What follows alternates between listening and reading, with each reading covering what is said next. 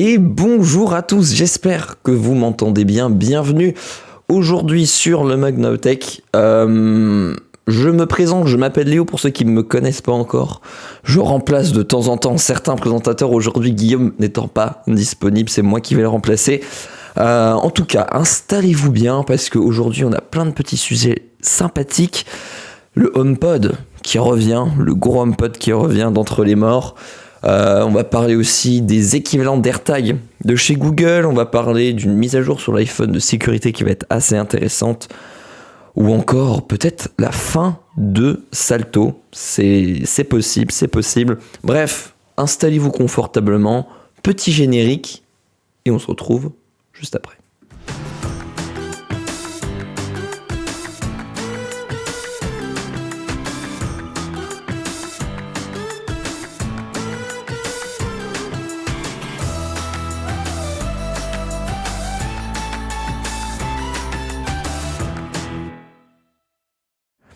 Et voilà, bonjour à tous, j'espère que vous allez bien et en tout cas ça commence tout de suite ce chapeau de roue. D'ailleurs, merci Johan CHN pour ton 14e mois d'abonnement, merci beaucoup. Et merci à Alan PSN qui renouvelle son Prime avec 10 mois. Merci beaucoup de nous soutenir. Vous allez bien dans le chat? Salut Samuel, salut Scooby Media, hello Pauline, hello Giant Balls, j'adore ce pseudo.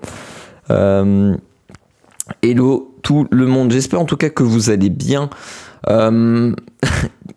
Guillaume est à la manif, peut-être, qui sait. C'est vrai qu'aujourd'hui, jour de grève, donc peut-être que même vous êtes en télétravail aujourd'hui à cause des grèves et que vous pouvez pas vous déplacer. En tout cas, voilà, soyez ici comme chez vous. Comme j'ai dit, il y a vraiment plein de petits sujets sympathiques qu'on va parler aujourd'hui. Donc voilà. Hello, bonjour de grève. Et oui, hello tout le monde. Je disais donc, on va juste vérifier si la scène fonctionne bien. Oui, magnifique. On va parler donc du coup de l'HomePod 2. Alors en effet, Apple, comme ça, du jour au lendemain. Alors hier, il y a eu les annonces avant-hier, il y a eu l'annonce des nouveaux MacBook Pro avec les puces M2 Pro, M2 Pro Max, aussi sur la version en Mac Mini. Et là, un jour après, ils refont un petit communiqué pour dire « Ah, au fait, on a ressorti notre gros HomePod qu'on avait retiré de la vente il y a quelques années. » Alors, il y a quelques petites spécificités, nouvelles petites spécificités qui sont assez minimes, mais on va quand même en parler. On va aussi aller voir du côté de chez Google, parce que Google serait en train de développer son petit équivalent des AirTags à la sauce Google. On va en parler parce que c'est intéressant, revenir un peu sur la technologie, savoir un petit peu comment ça fonctionne, comment fonctionne la technologie des AirTags. Google veut reprendre la même, mais on va voir aussi les limites qu'il y a derrière ça. On va parler d'une mise à jour dans le prochain iOS 16.3, donc qui sera une mise à jour qui va permettre de lire les clés de sécurité. Pareil, ça, on va en reparler pour ceux qui ne savent pas ce que c'est, mais c'est toujours bon à prendre. Qu'est-ce que je voulais dire d'autre? Oui, Stadia, comme vous le savez, on en parle souvent, on en a parlé pas mal ces derniers temps, la fin de Stadia. On va voir aussi comment Stadia prépare sa mort. Et aussi, voilà, je trouve qu'il gère plutôt bien. On va voir ça après. Salto, en parlant des morts, Salto, c'est un petit peu compliqué pour eux. Idem, on va voir. Mais honnêtement, la situation pue vraiment pour Salto. On aura sans doute la réponse demain, le 20 janvier. C'est bien demain, le 20 janvier, oui. Dites-moi si c'est ça. On verra. Et ensuite, après, il y a deux petites infos. On verra si on a le temps de passer dessus, mais quand même intéressant. La remise aux enchères des fréquences TNT. Et donc, du coup, peut-être que M6 a du mal à se faire parce que Xavier Niel compte bien proposer un projet de nouvelle chaîne sur la fréquence de M6. On en reviendra un petit peu après. Et voilà, ça, c'est des articles bonus si on a le temps. On parlera un petit peu des vinyles, etc., qui étaient en pleine expansion ces dernières années et qui sont un petit peu en baisse pour 2022. On attaque tout de suite avec le Kawa.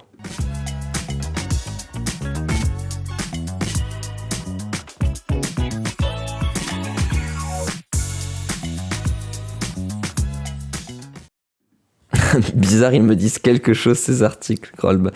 En effet, oui, parce que hier, j'ai fait un petit live sur la chaîne des haut-parleurs où j'étais en train de préparer le mug avec vous. C'est pour ça, ceux qui étaient là se sont fait spoiler ces articles. Hello Camille. Donc du coup, on va tout de suite commencer avec le HomePod 2. Voilà, je sais pas d'ailleurs si dans le chat, il y a déjà des gens qui ont... Alors le HomePod mini qui s'est bien vendu. Le gros HomePod qui au final était le premier HomePod en fait qui est sorti. Qui avait déjà en fait des très très bons... au niveau audio, c'était vraiment très très bon. On va voir un petit peu ce que ça donne. Il l'avait retiré de la vente il y a quelques années. Et là, maintenant, ça revient sous une autre forme, sous un nouveau nom. Tac, je vais me remettre le navigateur. Purple Tea, bonjour Strasbourg. évidemment. Donc voilà, le HomePod 2, on va voir justement les différences qu'il va y avoir entre l'HomePod, l'originel, le premier du nom, et celui qui a été annoncé hier par Apple. J'ai 2 HomePod mini, c'est pas incroyable, mais c'est bien pour un bureau. En vrai, ouais, moi j'aime bien. Enfin, genre, le HomePod mini, c'est vrai que ça n'a pas un son ouf, mais pour la taille, c'est quand même assez impressionnant. Donc du coup, on va se lire ce petit article de chez Frandroid qui va comparer un petit peu les différences qu'il y a sur Note qui me dit que ça fait moins que quelques années peut-être. Quoi qu'il en soit, ça a été retiré de la vente. Et maintenant ça a été remis à la vente sous un nouveau nom et sous une nouvelle version. Hello Cheikloul. Et d'ailleurs oui, j'ai oublié de remercier Merci Vegan FR qui renouvelle son abonnement pour son 15e mois. Il y a des fidèles aujourd'hui dans le mug. Template Unpack, ouais, j'en ai 2 originaux, j'adore ces produits. Ouais, non mais honnêtement, ça a eu un échec commercial, ça a été un faible succès, mais du moins les peu qui l'ont acheté en sont très satisfaits. Après, on va voir aussi les limites qu'il y a derrière le HomePod, qui sont toujours les mêmes et qui n'ont pas vraiment changé. Apple aura mis le temps. Plus de 5 ans après l'annonce de la première génération d'enceintes connectées HomePod, le constructeur américain a dévoilé ce mardi sa seconde génération, le HomePod 2.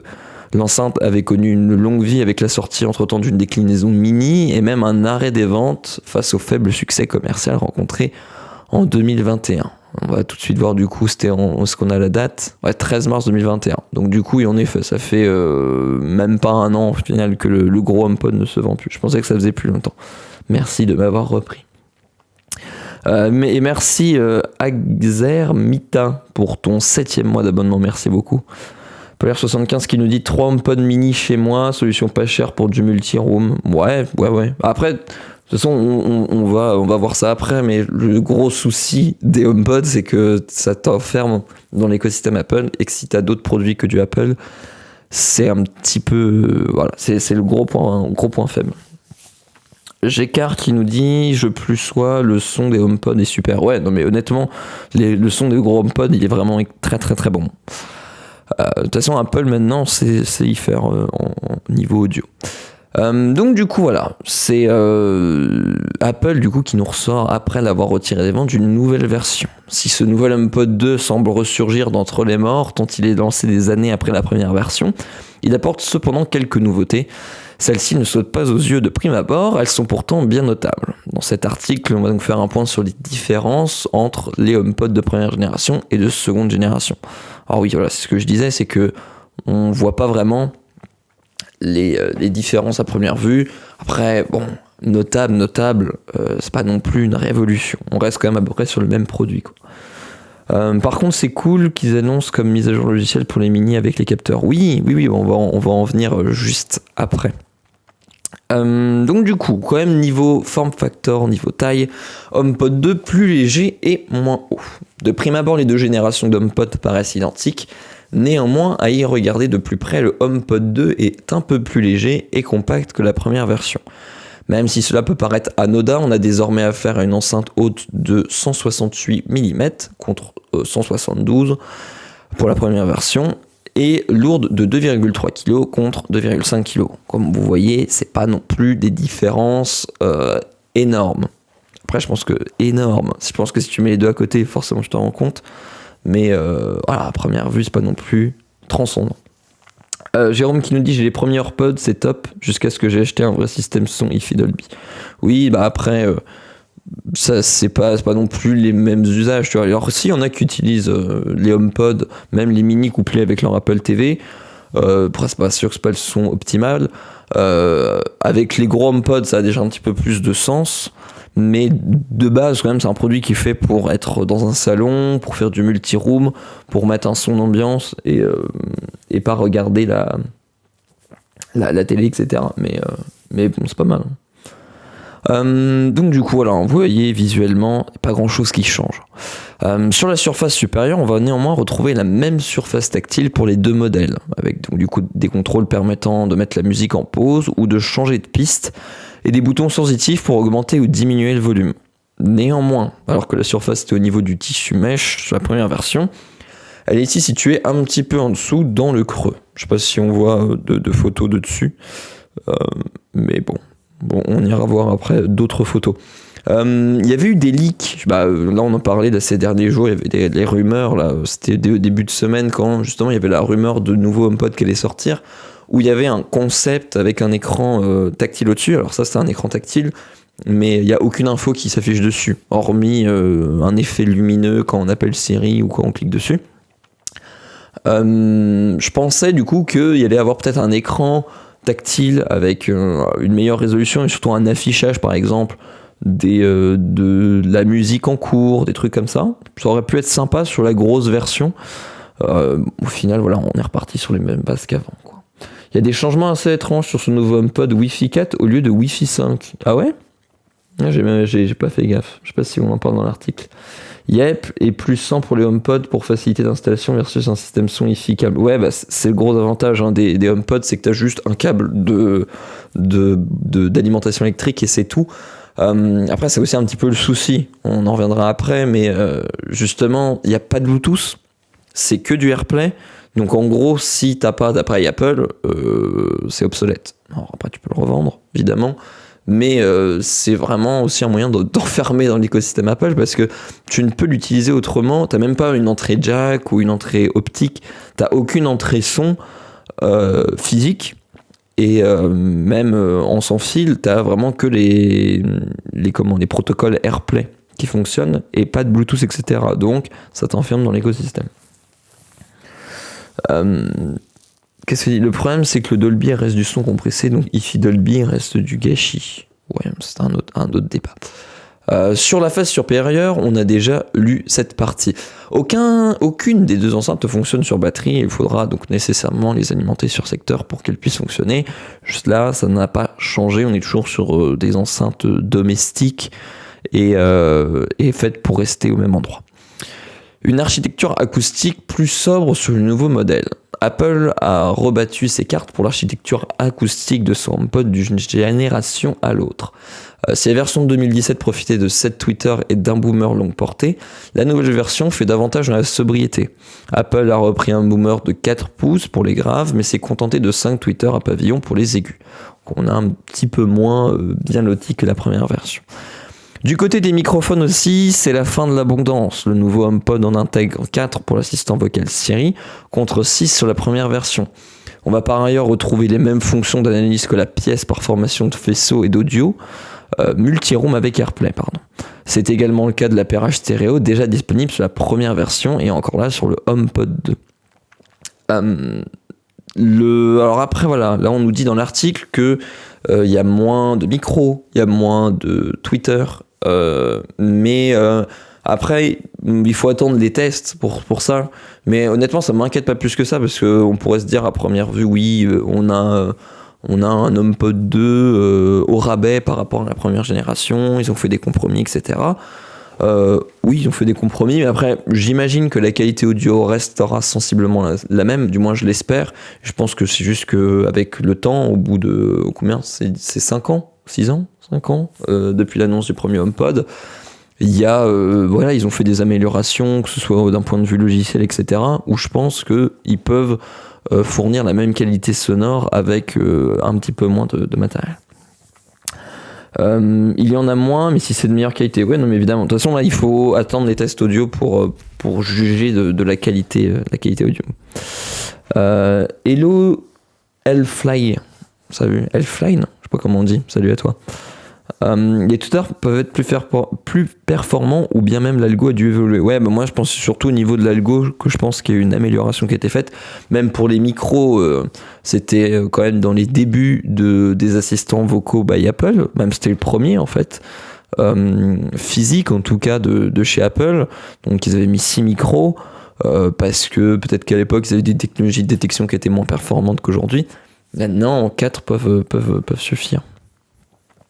On attendra le test de Pépé pour voir ce que ça donne. Ouais, mais exactement, surtout que c'est prévu. J'ai vu, il a fait un petit tweet hier qu'il allait faire un test. On compte sur Pépé et on verra ce que ça donne. Du côté des microphones aussi, c'est la fin de l'abondance. À chaque fois, je vais relire 2 fois la même chose, non ? J'ai déjà lu, je crois. Non, je sais plus. Oui, je crois que j'ai déjà lu. Néanmoins, du coup, le HomePod se démarque de son prédécesseur par la prise en charge des formats Dolby Atmos. Il faut dire qu'Apple a mis le paquet depuis plusieurs mois sur l'audio spatial. Cette intégration devrait non seulement permettre de profiter d'une meilleure spatialisation pour les films et séries, mais également d'une compatibilité avec l'audio spatial sur Apple Music. Je l'ai pas dit, je sais pas si ça a été précisé dans l'article. Le seul souci, c'est que l'appairage stéréo n'est pas compatible entre 2 générations de HomePod. C'est-à-dire que si vous avez les HomePod 1 de première génération et un HomePod 2, imaginons vous en avez un, vous voulez en racheter un deuxième pour faire un son stéréo, et ben en fait, ce n'est pas compatible. Merci Apple. Et donc du coup, l'appairage stéréo ne fonctionnera qu'entre 2 HomePod de la même génération, 2 HomePod 2. Quand on voit ce qu'ils font sur les AirPods, ça devrait le faire. Ouais, non, mais ce que je disais, vraiment, ça fait quand même quelques années que Apple est très très bon au niveau audio et c'est un domaine qui commence à bien gérer. Merci Equinoff pour ton 6e mois d'abonnement, merci beaucoup. Ça c'est nul, j'ai un HomePod 1, je suis foutu. Alors à moins que peut-être qu'avec le temps il y ait une mise à jour logicielle, mais pour le moment, du moins c'est pas possible et ça m'étonnerait que ça change. Bon. Mais oui, c'est un petit peu dommage.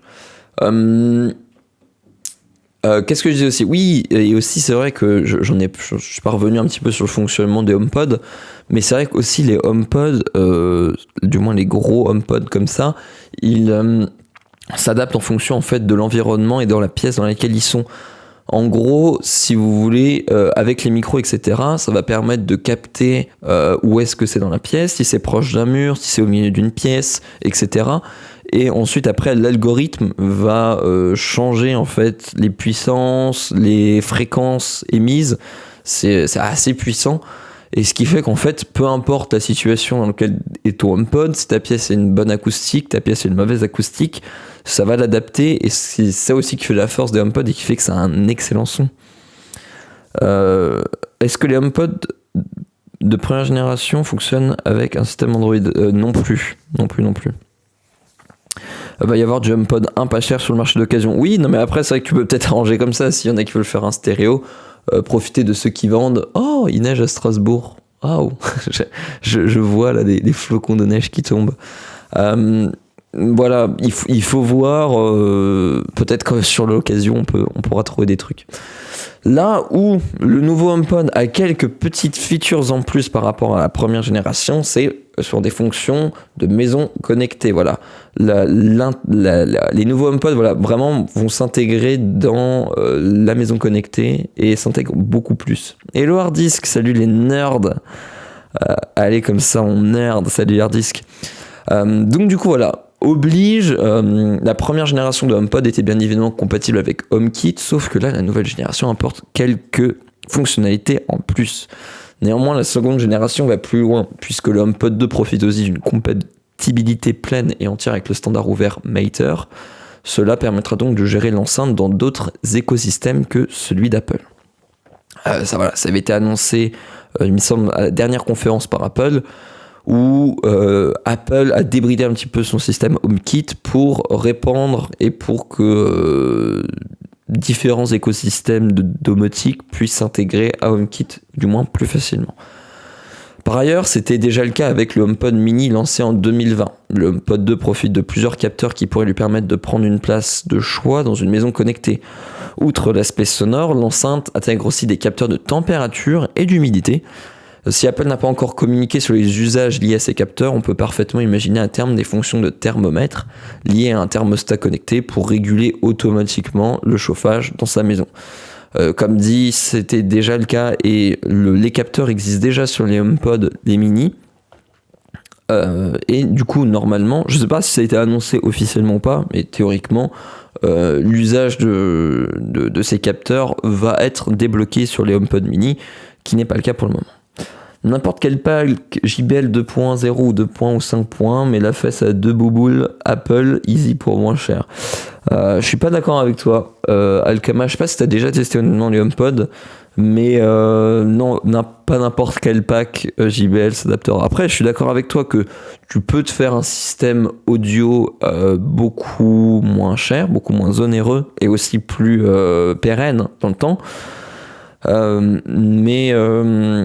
Mais du moins pour la facilité d'installation et la facilité sonore sans aucun réglage et sans aucune optimisation de ta pièce, etc., le HomePod quand même défonce tout.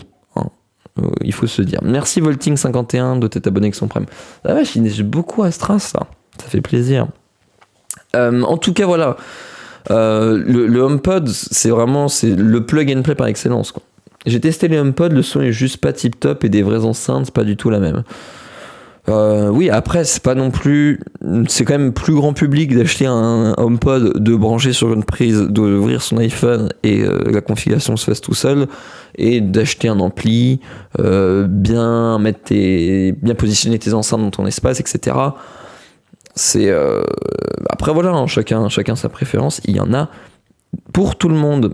Nico FR, un camarade strasbourgeois, évidemment, là on est à Strasbourg, et il neige bien, je serais prêt à 2 doigts d'ouvrir le Velux pour que vous puissiez voir la neige tomber. Mais on va pas faire ça.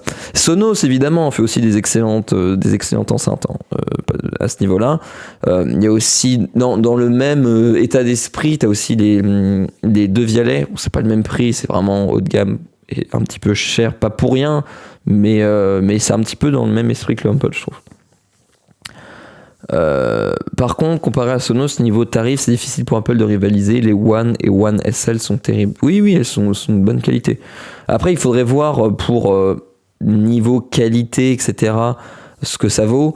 Honnêtement, je serais très, très, très... ouvrir le Velux, je veux voir la neige. Ne me poussez pas à le faire, je vais le faire. Honnêtement, je serais curieux de voir les comparatifs parce que comme les HomePod, je trouve qu'ils ont une excellente qualité. Après, à voir. Bon, en vrai, du Sonos, ça fait large le taf.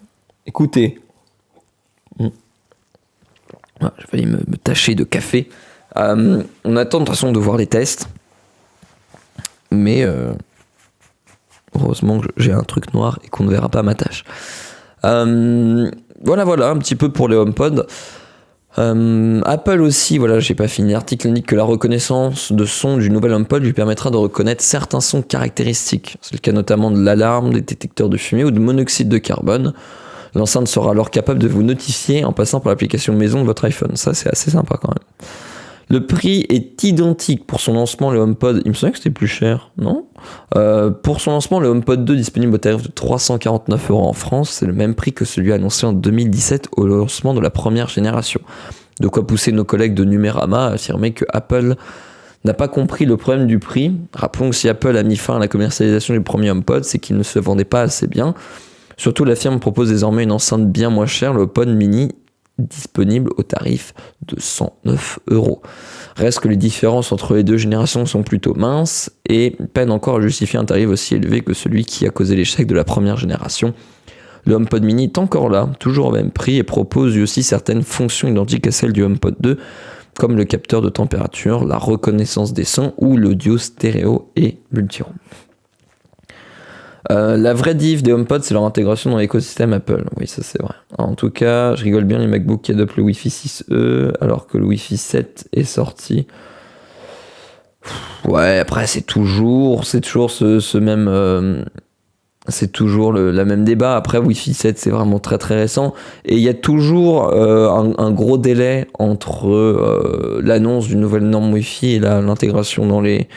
Il y a toujours un petit train de retard parce que il faut qu'il y ait la production qui suive, et aussi Genre, il faut se dire que quand Apple sort un nouveau MacBook, ils sont pas en train de le développer 2 mois avant l'annonce. C'est souvent des développements qui durent depuis plus longtemps. Donc forcément, t'as un décalage en fait. Mais et honnêtement, le Wi-Fi 6E est une norme de Wi-Fi qui est déjà très bien performante. Dommage de ne pas pouvoir l'utiliser pour du montage. Ouais, non mais là, c'est un petit peu compliqué. Comme dit, le gros souci du HomePod, en fait c'est son souci et c'est aussi son meilleur, son meilleur atout, c'est que c'est ultra bien intégré dans l'écosystème Apple, mais un peu trop. C'est-à-dire que si t'es pas dans l'écosystème Apple, tu peux pas l'utiliser correctement. Au CES, tous les routeurs sont là et les cartes Wi-Fi sont là. Oui, non mais je suis d'accord avec toi. Mais ce que je veux dire par là, c'est que t'as toujours il y a toujours un délai. Tu regardes sur tous les MacBooks et même sur tous les ordis qui sortent aujourd'hui. Alors j'imagine que tu as pas mal d'ordis maintenant, des tout nouveaux, je sais pas, imaginons présentés par Asus ou quoi que ce soit, équipent ces normes. Mais déjà, tu serais choqué de voir le nombre d'ordinateurs, etc., qui sont vendus même pas sans Wi-Fi 6. Même pas Wi-Fi 6E, ils sont encore sur des vieilles normes Wi-Fi. Et comme dit, voilà, il faut un temps entre ta R&D, ta production, la mise en place sur les chaînes de production, les cartes Wi-Fi et les chipsets en masse pour pouvoir faire une production en masse. Donc c'est pour ça qu'on a toujours un décalage de quelques années entre l'annonce d'une nouvelle norme et l'annonce et en fait la mise en place sur les nouveaux appareils. Tu regardes même par exemple la 5G. La 5G, entre le moment où ça a été développé et entre le moment où ça a été mis en masse sur les smartphones, il y a quand même eu un délai de quelques années. Oui, les HomePod mini, oui, ils ont été augmentés en prix. Surtout pour profiter pleinement du Wi-Fi, il faut que le LAN soit en 2,5, 5 gigabits. Oui, après, ça dépend des usages. Mais oui, c'est vrai. Et non, il n'est pas Wi-Fi 6. De toute façon, je sais pas, il y a quelqu'un qui me parlait dans le chat qu'apparemment il y avait un souci non, mais que la norme Wi-Fi sur le nouveau HomePod était inférieure au premier qui était sorti. Ça, je sais pas si c'est vrai ou pas, mais je vais me mettre en mode full screen. Mais en tout cas, si c'est le cas, après, de notre côté, le HomePod, ça n'a vraiment pas besoin de débit fou. Soyons honnêtes, c'est pas nécessaire. Qu'est-ce que je voulais voir? Voilà, caractéristiques. On va regarder ça. Hop, je vais me mettre en scène navigateur. Les utilisateurs passeront Wi-Fi 6 quand les box internet le proposeront. Très peu de personnes ont leur propre routeur. Oui, c'est vrai. Tout à fait. Donc voilà, 349€. C'est vrai que ça n'a pas beaucoup changé. Je voulais voir un petit peu au niveau des caractéristiques. Voilà, vous pouvez voir aussi les comparaisons entre les deux. Qu'est-ce que rajoute vraiment l'HomePod, l'audio spatial, évidemment. D'ailleurs, je suis très curieux. Vous en pensez quoi, vous, de l'audio spatial? Parce que j'ai testé, je déteste ça. Je sais pas s'il y en a qui aiment bien écouter avec l'audio spatial. En tout cas, je déteste. Après, c'est peut-être une question d'habitude ou quoi, mais je n'aime pas du tout. Je sais pas ce que vous en pensez, vous. Et oui, comme je disais, voilà, il y a aussi l'analyse d'espace que n'a pas le format mini. Et puis forcément, si le format mini peut développer une puissance un petit peu plus faible, et quand même la comparaison entre le HomePod et le HomePod mini, elle est quand même assez folle. Ouais, je trouve ça cool, il y en a qui aiment bien. Je suis pas fan, c'est marrant 5 minutes. Ouais, non mais exactement, pour l'expérience, j'ai trouvé ça marrant, mais genre je désactive direct. Pour la musique, aucun intérêt, mais pour les films, séries, etc. Ah oui, non mais là je suis d'accord. Pour tout ce qui est films, séries et compagnie, ça a un intérêt. Mais pour écouter du son, enfin de la musique, je trouve ça, j'aime pas du tout. J'étais très sceptique et franchement j'ai été agréablement surpris. Ça élargit la scène stéréo quand tu utilises des AirPods. Audio spatial excellent en audio quand c'est bien mixé. J'adore, je l'active sans suivi de la tête. Je trouve ça bizarre. Audio spatial. Hello Hermanon, ça va? Au début j'ai trouvé ça rigolo, mais au bout d'un moment je préfère la bonne vieille stéréo. Ouais, moi pareil, ça me gêne un petit peu. J'étais hypé par ce HomePod et j'ai vu le prix. Ah ouais, non, mais c'est pas donné chez les HomePod. Enfin, surtout les gros. Mais même les mini, pour ce que c'est quand même cher. 110€ pour un petit truc comme ça. C'est vraiment cher. Est-ce qu'on peut lier l'HomePod avec une Apple TV? Ouais, tu peux les lier et tu peux même en faire du stéréo. Dolby Atmos en musique, c'est top, moyennant la qualité du mix. Ouais. En effet, le HomePod première génération supporte le Wi-Fi AC, Wi-Fi 5, le second supporte le Wi-Fi N, Wi-Fi 4. C'est bien dans les caractéristiques, ça sent les économies de bout de chandelle. Bah justement, c'est ce que je voulais voir. Voilà, caractéristiques. Tac. Après, soyons honnêtes. Est-ce qu'il y a vraiment besoin d'avoir beaucoup de débit Wi-Fi sur les HomePod? Honnêtement, t'as grand max des débits de 30 mégabits au grand max. Et voilà, enfin, en fait ça suffit, tu vois. Même si tu balances un gros son, un gros fichier audio en FLAC, je sais pas s'il y a besoin de beaucoup plus de... Bref, les débits du Wi-Fi 4 sont largement suffisants. Toujours un plaisir de se lever avec Léo. Bah, merci beaucoup, Eternalize. Audio spatial sur les AirPods Max, une dinguerie. AirPods Max, moi j'aime beaucoup. Casque au début très critiqué, mais c'est quand même une dinguerie. J'ai hâte de voir le prochain qui vont sortir. Mais la qualité sonore pour du sans fil, elle est assez folle quand même. Et surtout pour j'ai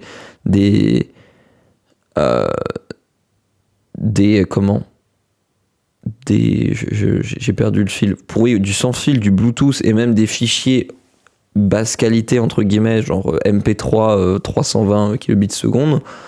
C'est largement c'est ouf en fait le son qu'ils arrivent à produire avec un fichier audio de base qui est vraiment pas ouf, tu vois. Et là vraiment les algorithmes etc et même la transmission sans fil, c'est un truc de fou, je trouve, les AirPods Max.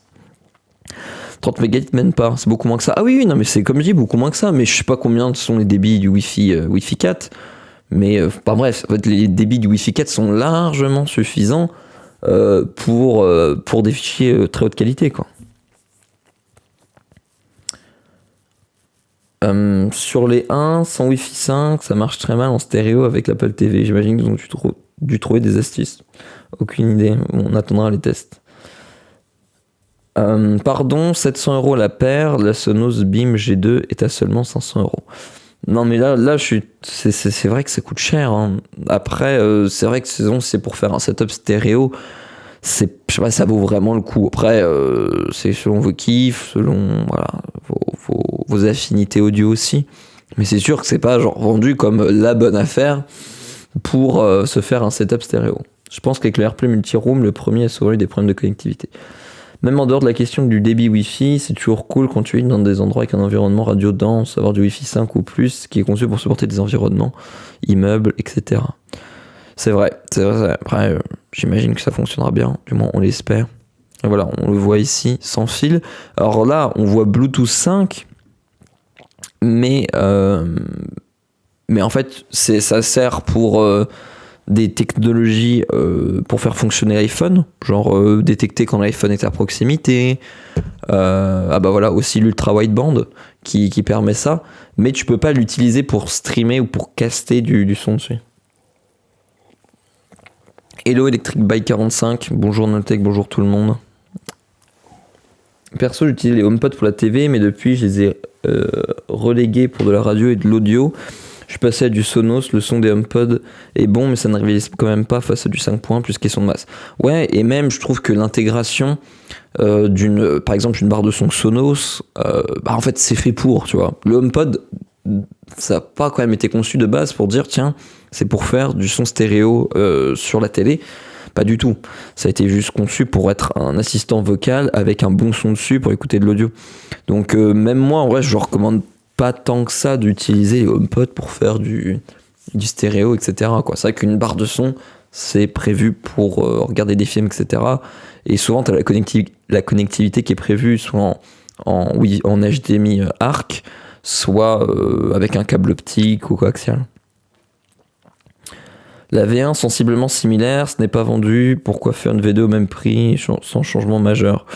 Bonne question. Après, je pense que ils ont ils ont fait une nouvelle production d'HomePod.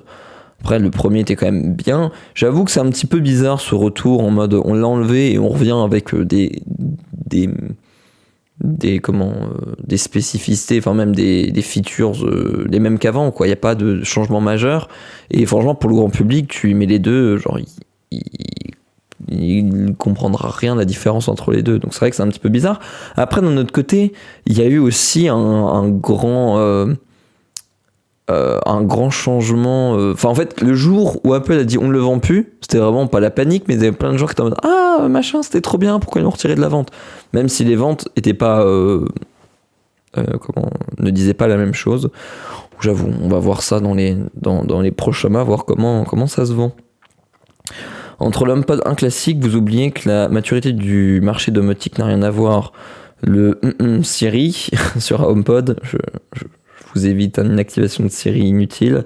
Sur le HomePod est de meilleure qualité que le Mini. J'attends que ça, tout simplement parce que lorsqu'il a été supprimé de la vente, tout le monde a voulu en acheter. Se vendait plus cher d'occasion sur le Bon Coin que le prix neuf de l'époque. Ouais, non mais c'est vrai, hein. C'est ça à côté du fait que c'était plus en vente. Surtout que je vois pas l'intérêt de mettre des haut-parleurs 360 devant la télé, sauf si on peut faire profiter les voisins.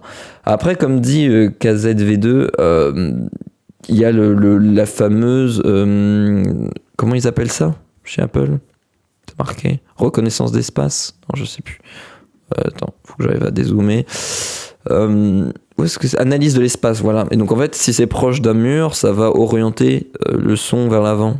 Ou du moins, ça va faire en sorte... Ça va envoyer par exemple un signal sonore plus tôt pour qu'il rebondisse sur ton mur et qu'il revienne vers toi.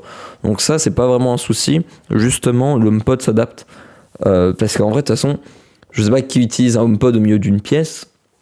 Et je pense que les 3/4 du temps, c'est posé sur un meuble. Et un meuble, les 3/4 du temps, c'est contre un mur, un truc comme ça. Mais voilà en tout cas sur ce petit HomePod, qui à voir ce que ça va donner. En tout cas, le design est quand même toujours très joli avec ce design mesh. Moi, je suis très fan. Ah bah voilà, Jérôme qui me dit ça, vous oubliez aussi le côté design. Les HomePods sont magnifiques et minimalistes. Pour certaines personnes, ça justifie la diff de prix.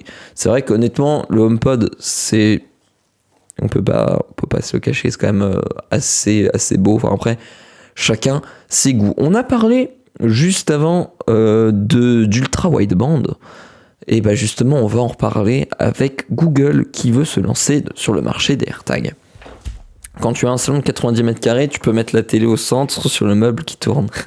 C'est ça. Perso, j'ai une barre de son Yamaha reliée à un ampli plus question de base. Je cherche à changer la barre de son pour 2 enceintes bibliothèque. Du coup, prends pas les HomePod. L'équivalent des AirTags sur Android se précise. Yes. Il n'y a que HomePod qui peut faire une interface pour la domotique sur l'appli maison. Non, quoique, peut-être. Je sais plus du tout. Je suis pas un expert en Apple HomeKit. Mais le Mini a plein de couleurs. Oui, le Mini, il est plus... Il y a différentes versions. Après, faut pas oublier que le Mini, de base, il était lancé comme le gros, là, le HomePod 2, en noir et en blanc. Et plus tard... décliner en différentes couleurs. Donc à mon avis, si les ventes du HomePod sont bonnes, les déclinaisons de couleurs devraient pas tarder à arriver. Bref, on va revenir sur l'équivalent des AirTags sur Android qui se précise. En effet, les AirTags qui sont très très bien développés chez Apple, Android, Google aimerait se lancer avec sa propre version. On va justement parler de tout ça parce qu'il y a quelques problèmes derrière ça, mais c'est aussi un projet quand même qui est plus ambitieux, on va dire, qu'il ne paraît qu'il ne paraît. Et pour répondre à la question de tout à l'heure, en effet, l'Apple TV peut permettre de faire un hub HomeKit. Donc Google, toujours à fond dans le hardware, en plus de ses smartphones Pixel et autres produits Nest, la firme propose aussi des montres connectées. De plus, celle-ci devrait prochainement lancer une nouvelle tablette ainsi qu'un smartphone pliant. Mais en plus de tout cela, un nouveau type de produit pourrait venir étoffer l'offre de Google, un mystérieux appareil sous le nom de Grogu. Que veut dire? Qu'est-ce qu'il s'agit? Si Google n'a pas encore officiellement évoqué le développement de ce nouveau produit, c'est le développeur Cuba, je me passerai de la prononciation, une source de fuite qui est régulièrement mentionnée par la presse tech, qui nous donne quelques infos dans un thread publié sur Twitter. Selon lui, Grogu est une balise localisatrice d'objets comparable au AirTag d'Apple. Cette source ajoute que la balise sera en cours de développement par l'équipe de Google Nest et évoque aussi quelques caractéristiques, Comme les AirTags, la balise intégrerait un haut-parleur et les technologies utilisées par ce produit seraient l'UWB, donc le fameux Ultra Wideband, et le Bluetooth Low Energy. Ça suggère que le fonctionnement de cette balise pour géolocaliser les objets perdus sera similaire à celui des AirTags. Comme dit, l'UWB, ça permet de localiser très précisément son AirTag à quelques centimètres près. Alors là, je prends l'exemple d'AirTag, mais ça permet en fait justement d'avoir une précision de distance beaucoup plus importante. Hello Lucas Music Room, bienvenue. En tout cas, voilà. Google qui se lancerait là-dedans, comme dit, l'UWB permet de localiser plus précisément un appareil à proximité par rapport au Bluetooth classique. Qu'est-ce qu'on nous dit de beau dans cet article ? Ce qu'il faut du coup remettre au point, c'est que en fait comment ça fonctionne les AirTags et comment en fait du coup va fonctionner aussi les fameux gros gus, les fameux AirTags de chez Google. En fait, il n'y a aucune puce GPS dessus. Ça fonctionne en fait avec un réseau de maillage. Donc en gros, c'est les AirTags, comment ça fonctionne ? C'est dès qu'en gros un appareil Apple passe à proximité d'un AirTag, ils vont communiquer entre eux en Bluetooth et en UWB, si c'est présent sur l'appareil. Ils vont communiquer en Bluetooth et du coup c'est ça qui va permettre de déterminer la localisation. Et donc du coup le train de la hype a pas démarré? Non mais c'est vrai ça. C'est vrai qu'aujourd'hui, je suis d'accord, Jérôme, il faut tout arrêter. Je reprendrai le mug quand il y aura le train de la hype. C'est vrai que là, un petit peu déçu quoi. D'ailleurs Volting51, je sais pas si je t'ai remercié tout à l'heure pour ton prime. Merci à ceux qui font des petits subs. Aujourd'hui, comme vous voyez, pas de sponsor dans le mug. Le sponsor, c'est vous. Et nous ne sommes pas en grève ici chez Nowtech pour votre plus grand plaisir. Du coup, n'hésitez pas à faire votre petit sub. Non, revenons plus sérieusement. Comme je disais, les AirTags, en fait, voilà, ça fonctionne en fait avec les appareils qui sont aux alentours. Il n'y a aucune puce GPS, donc en gros, c'est les différents appareils Apple, du coup, dans l'occurrence pour l'AirTag, Apple qui vont passer à côté, et un réseau de maillage et de triangulation qui vont permettre de déterminer où est précisément un appareil. Après, il y a le Bluetooth et l'UWB quand on se trouve dans le champ d'action du AirTag pour permettre de le préciser plus précisément à quelques mètres près ou même plutôt quelques centimètres près, qui permet aussi de donner la direction de où se diriger. Donc du coup en fait voilà, le souci d'un système comme ça, c'est qu'en fait tu es obligé d'avoir beaucoup d'appareils pour que ça fonctionne, parce que si t'as pas beaucoup d'appareils qui permettent de fonctionner avec, comme par exemple fonctionner aussi les tiles, le souci c'est que si t'as pas un appareil Android qui fonctionne ou un appareil qui va compléter le réseau. En gros, si tu fais plein de trackers GPS, enfin plein de trackers, mais que tu n'as aucun appareil pour le relayer, ça ne sert absolument à rien. C'est là qu'est le souci, et c'est là qu'on va voir un petit peu le réseau qui s'appelle Find My chez Apple et qui s'appellerait le réseau Fastpair, réseau Finder chez Google. Merci Captain Booby qui offre un abonnement à la communauté, merci pour ta gentillesse. Merci beaucoup. Merci. T'inquiète pas Jérôme, le train va bientôt rentrer en gare. T'as dit que tu voulais pas de retraite, et vous croyez que je vais payer ma retraite comment moi? C'est vrai qu'il a dit qu'il voulait pas de retraite Jérôme. Il faut quand même payer la retraite. Attends, il faut que je dise, j'ai été mentionné de dire, voilà, sub pour la retraite du vieux, je cite. Subé pour le vieux, subé pour sa retraite.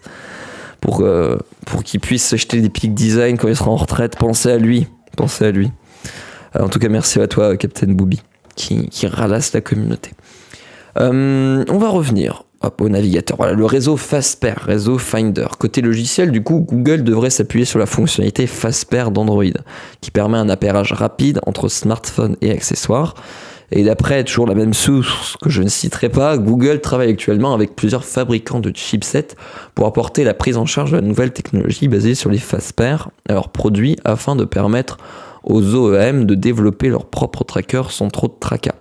En plus de Fastpair, Google s'appuierait aussi sur un réseau similaire à Localisé d'Apple, Le nom de ce réseau serait Finder Network, selon nos confrères de 9 to 5 Google. Google devrait être très prudent, en effet. Cela fait un moment que nous savons que Google développe ce réseau. Normalement, comme le réseau localisé d'Apple, celui de Google devrait utiliser des signaux Bluetooth pour localiser un traceur perdu à la place du GPS. Pour rappel, dans l'écosystème d'Apple, quand un AirTag est perdu, c'est ce que je disais tout à l'heure, celui-ci émet un signal Bluetooth qui est reçu par les appareils Apple des gens qui passent à côté.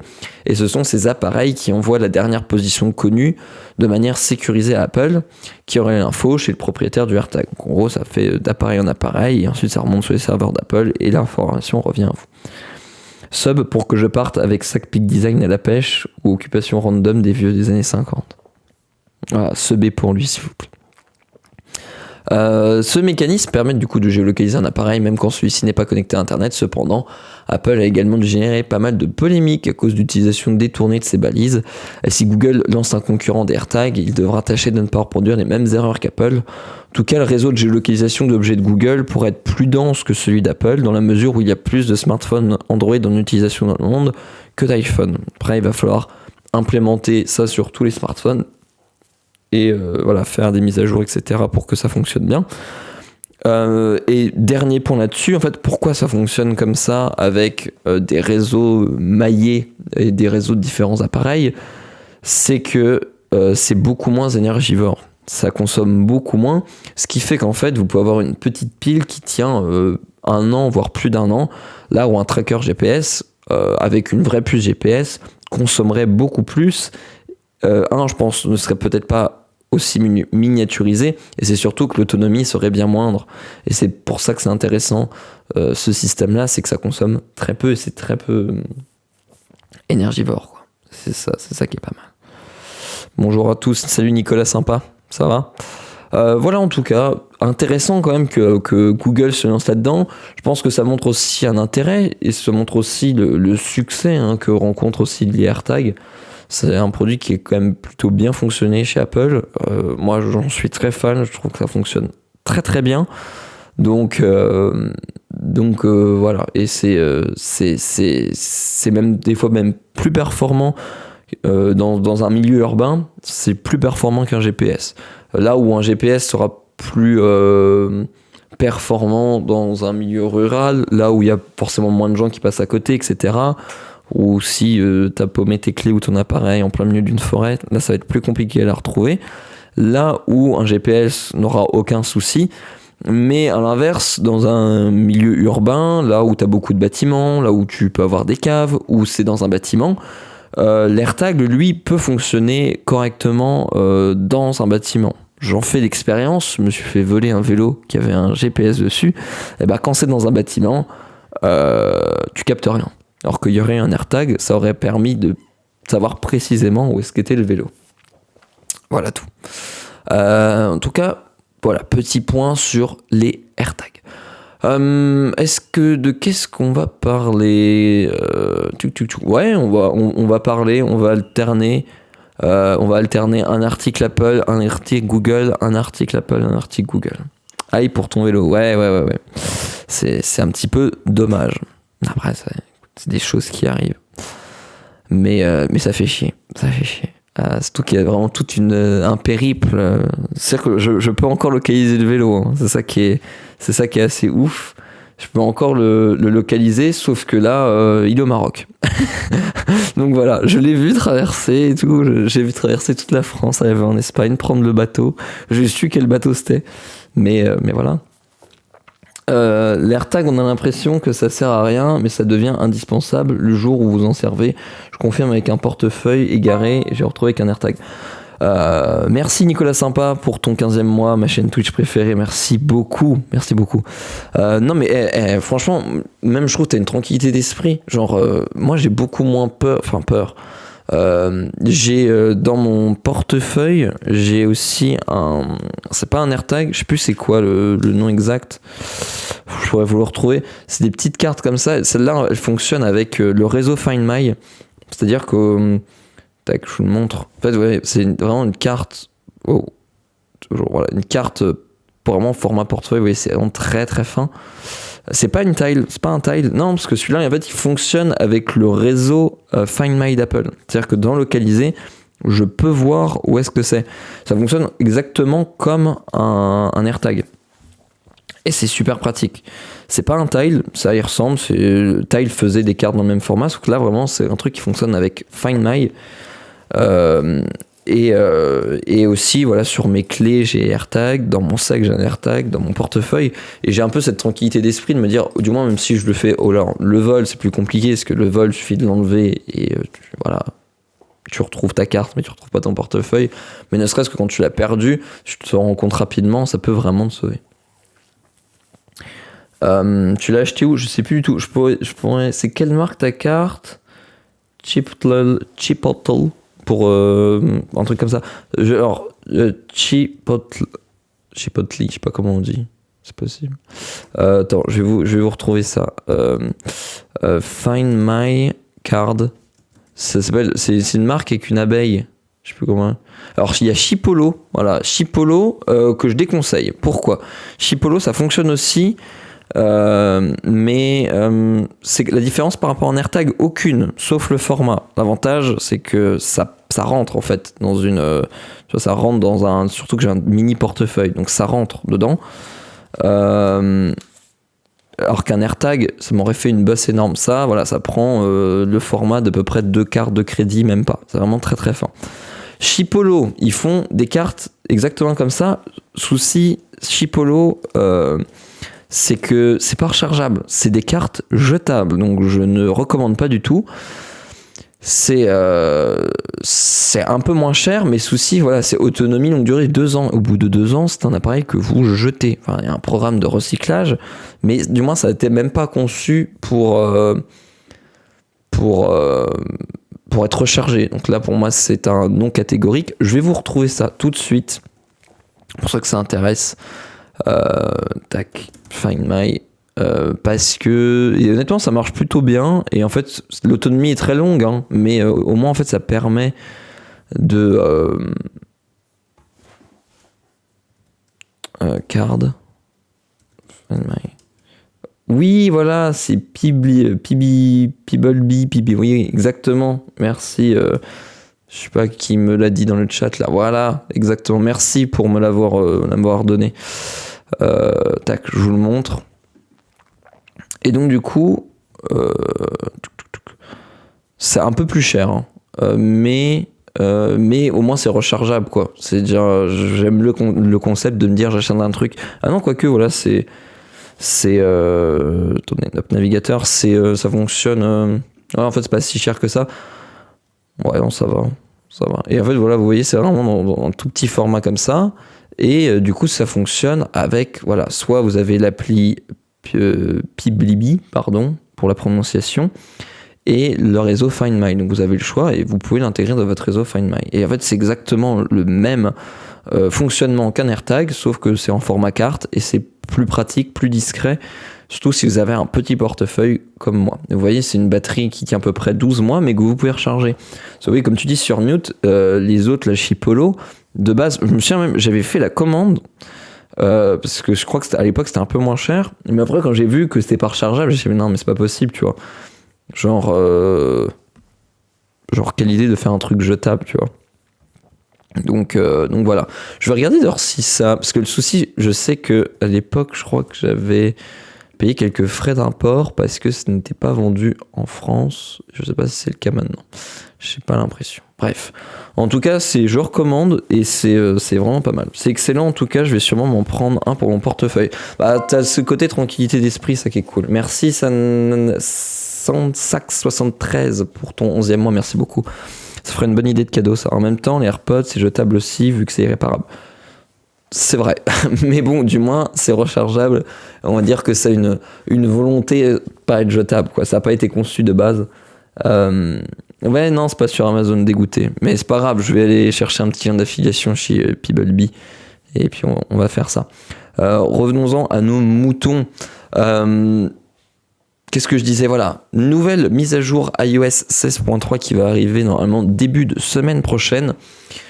La nouvelle mise à jour qui va pouvoir lire des clés de sécurité physique. Mais qu'est-ce que c'est des clés de sécurité physique. iOS du coup 16.3, disponible la semaine du 23 janvier, va ajouter le support des clés de sécurité physique aux iPhones. Cette nouvelle méthode d'authentification vise à sécuriser les comptes des utilisateurs.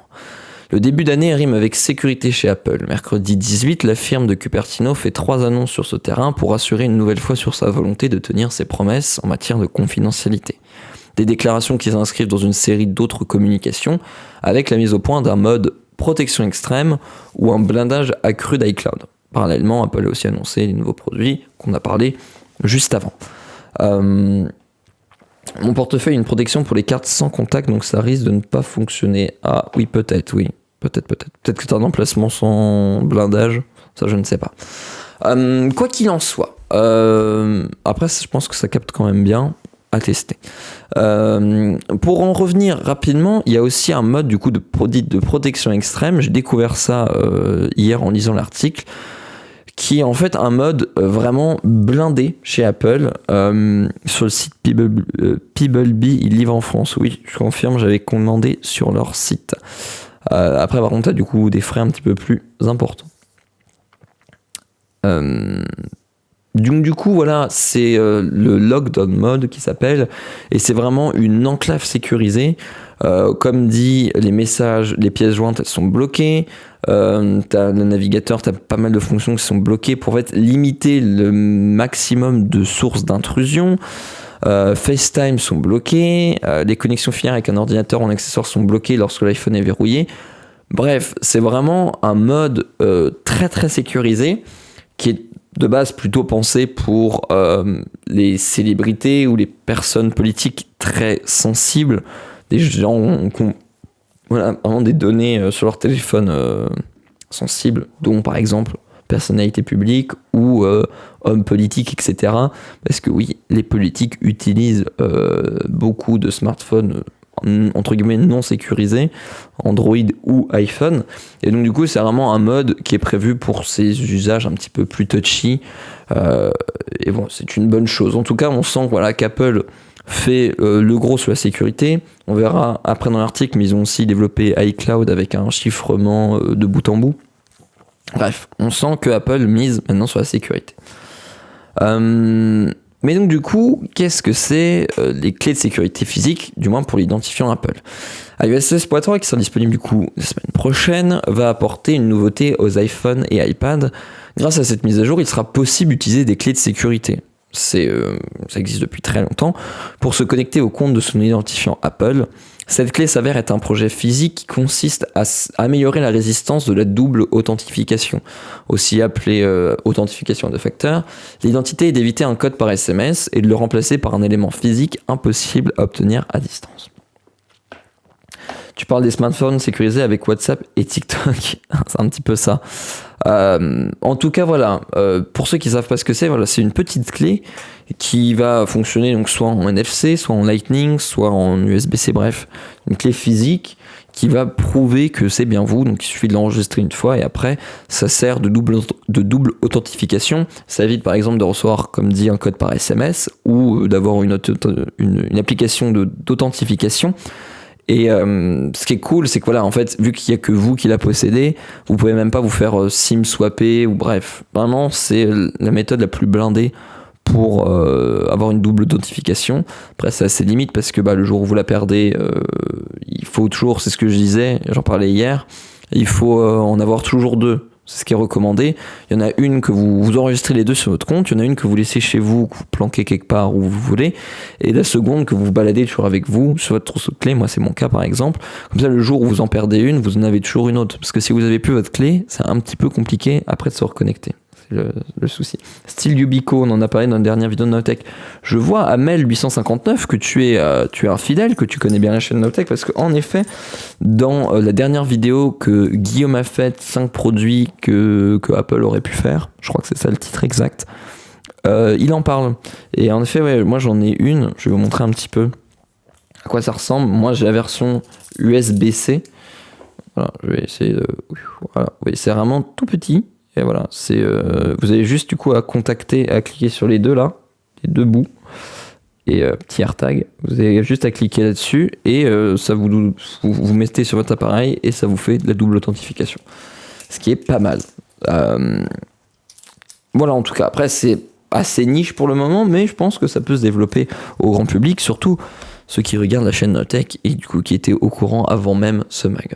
Chez Apple, la double authentification est en place depuis 2015. Elle est utilisée à 95% des comptes iCloud actifs, parce que c'est vrai qu'Apple a tendance à forcer la main et à l'activer de base sur tous les appareils, ce qui est une bonne chose.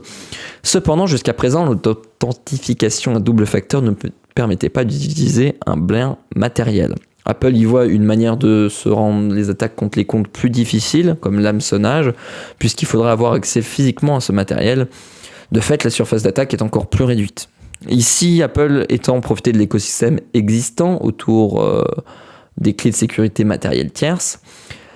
Numérama, du coup, qui a fait l'article, un représentant d'Apple a indiqué que ces clés pouvaient être diverses dans leur fonctionnement. Par exemple, il est possible de recourir à des clés utilisant une vérification biométrique, avec un appui dessus pour lire l'empreinte digitale. Voilà, les fameuses clés YubiKey. Le jour où tu perds, tu fais quoi? Alors, c'est ce que je disais, joli Roger. En gros, ce qu'il faut, voilà, l'idéal, c'est d'en avoir deux. Comme je disais, une que tu as chez toi, une que tu te balades partout. Le jour où tu en perds une, tu vas supprimer celle que tu as perdue sur ton compte. Et du coup, tu utilises ton autre pour t'authentifier. C'est ce qui est recommandé quand tu as des clés comme ça. C'est le mieux. Voilà, c'est le mieux. Après, tu as certains services, je ne crois pas chez Apple, mais tu as pas mal de services des fois qui ont des phrases de récupération. Ça fonctionne beaucoup comme ça pour les cryptos, par exemple. Quand tu fais un wallet, tu as des recovery phrases ou un truc, je ne sais plus comment ça s'appelle. Voilà, c'est une suite de mots, d'une vingtaine de mots. Que tu enregistres, que tu imprimes, que tu mets chez toi, que tu touches pas, et le jour où tu perds ton mot de passe ou etc., tu l'utilises pour déverrouiller. Apple ne vendra pas ses propres clés. Pour le moment, honnêtement, je pense pas. C'est vraiment un marché niche. Après, qui sait, peut-être qu'ils le feront. Moi, j'ai une clé USB qui fonctionne avec un code, mini clavier sur deux clés. Ouais, c'est pas pareil. Tu peux en refaire une? Comment ça? Tu viens des clés?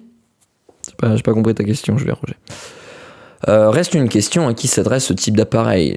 Aux auditeurs Notech. Et premièrement, évidemment, ils l'ont oublié dans l'article, et aussi tout le monde peut y avoir accès, sujet Apple. Cependant, ça a été conçu et en tête des profils plus exposés, comme des journalistes, des membres de gouvernement ou des célébrités.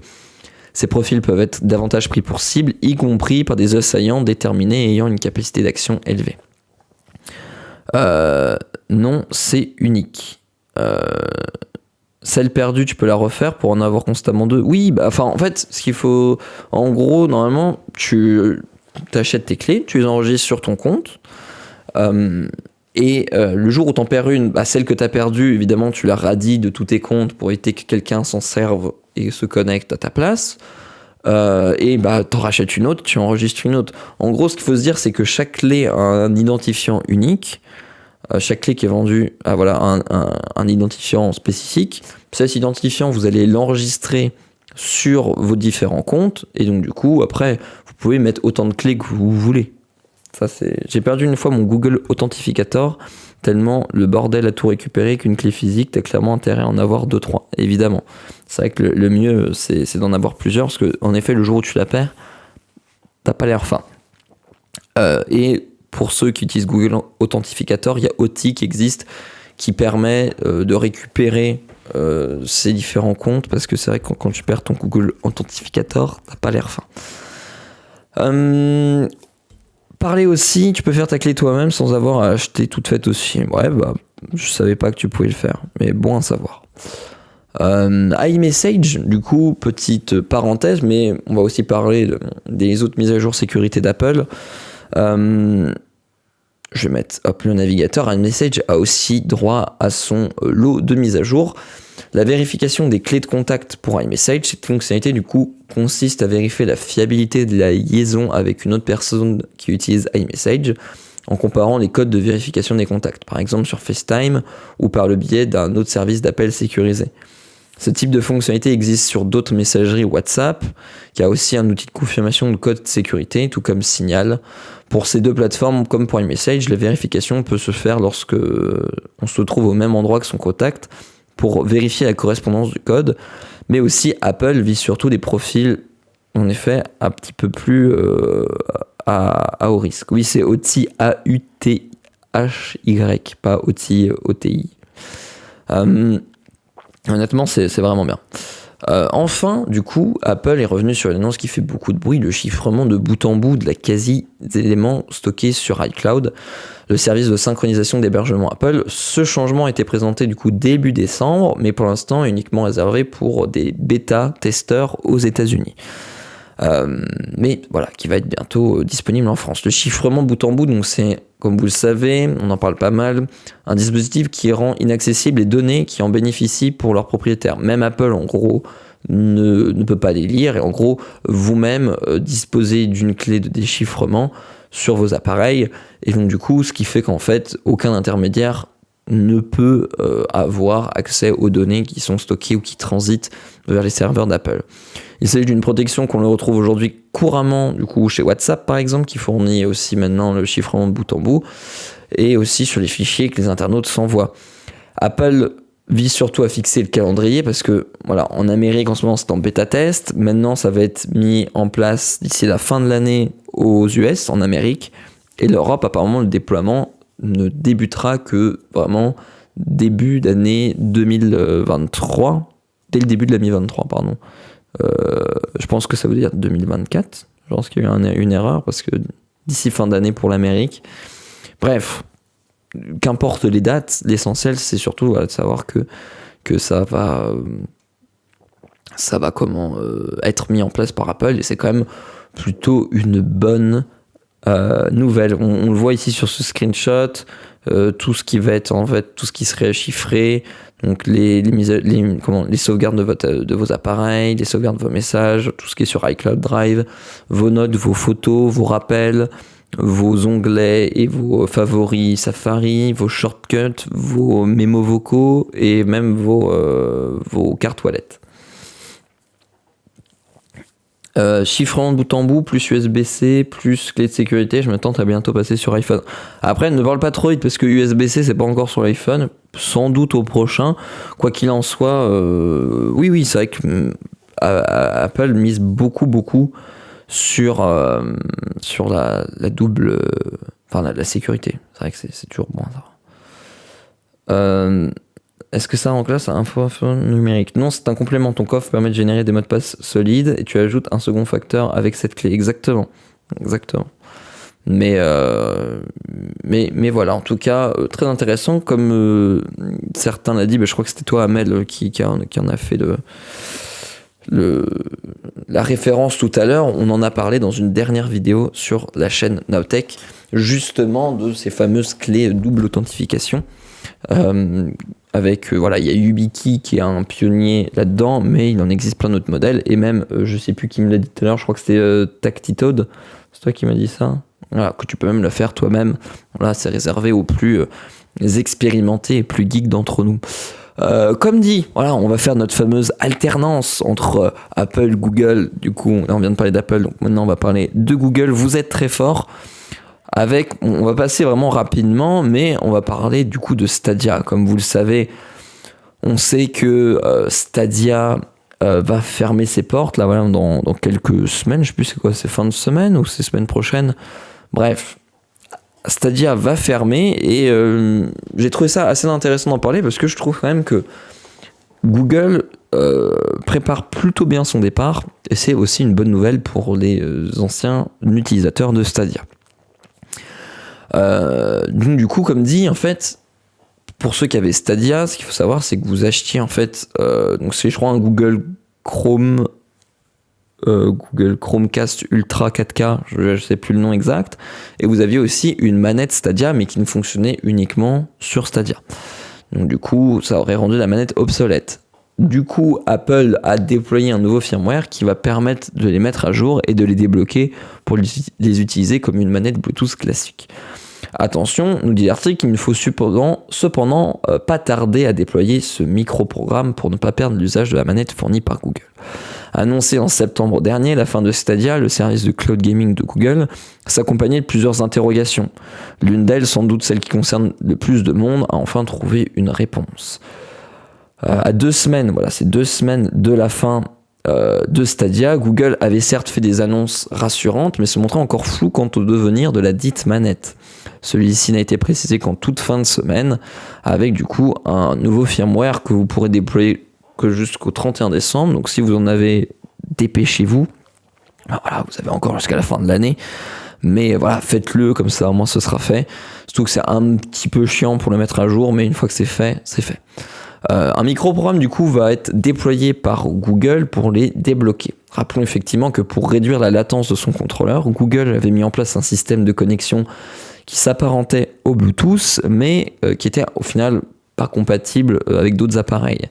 La manette Stadia n'était alors utilisable sur d'autres plateformes qu'avec un câble USB. Donc, nous le disions, Apple, il y a quelques jours, a confirmé la mise en place d'un nouveau firmware pour que la manette fonctionne dorénavant en Bluetooth classique déverrouillé. C'est une très bonne manette, et comme elle est gratuite, c'est vrai qu'elle était gratuite pour les utilisateurs Stadia.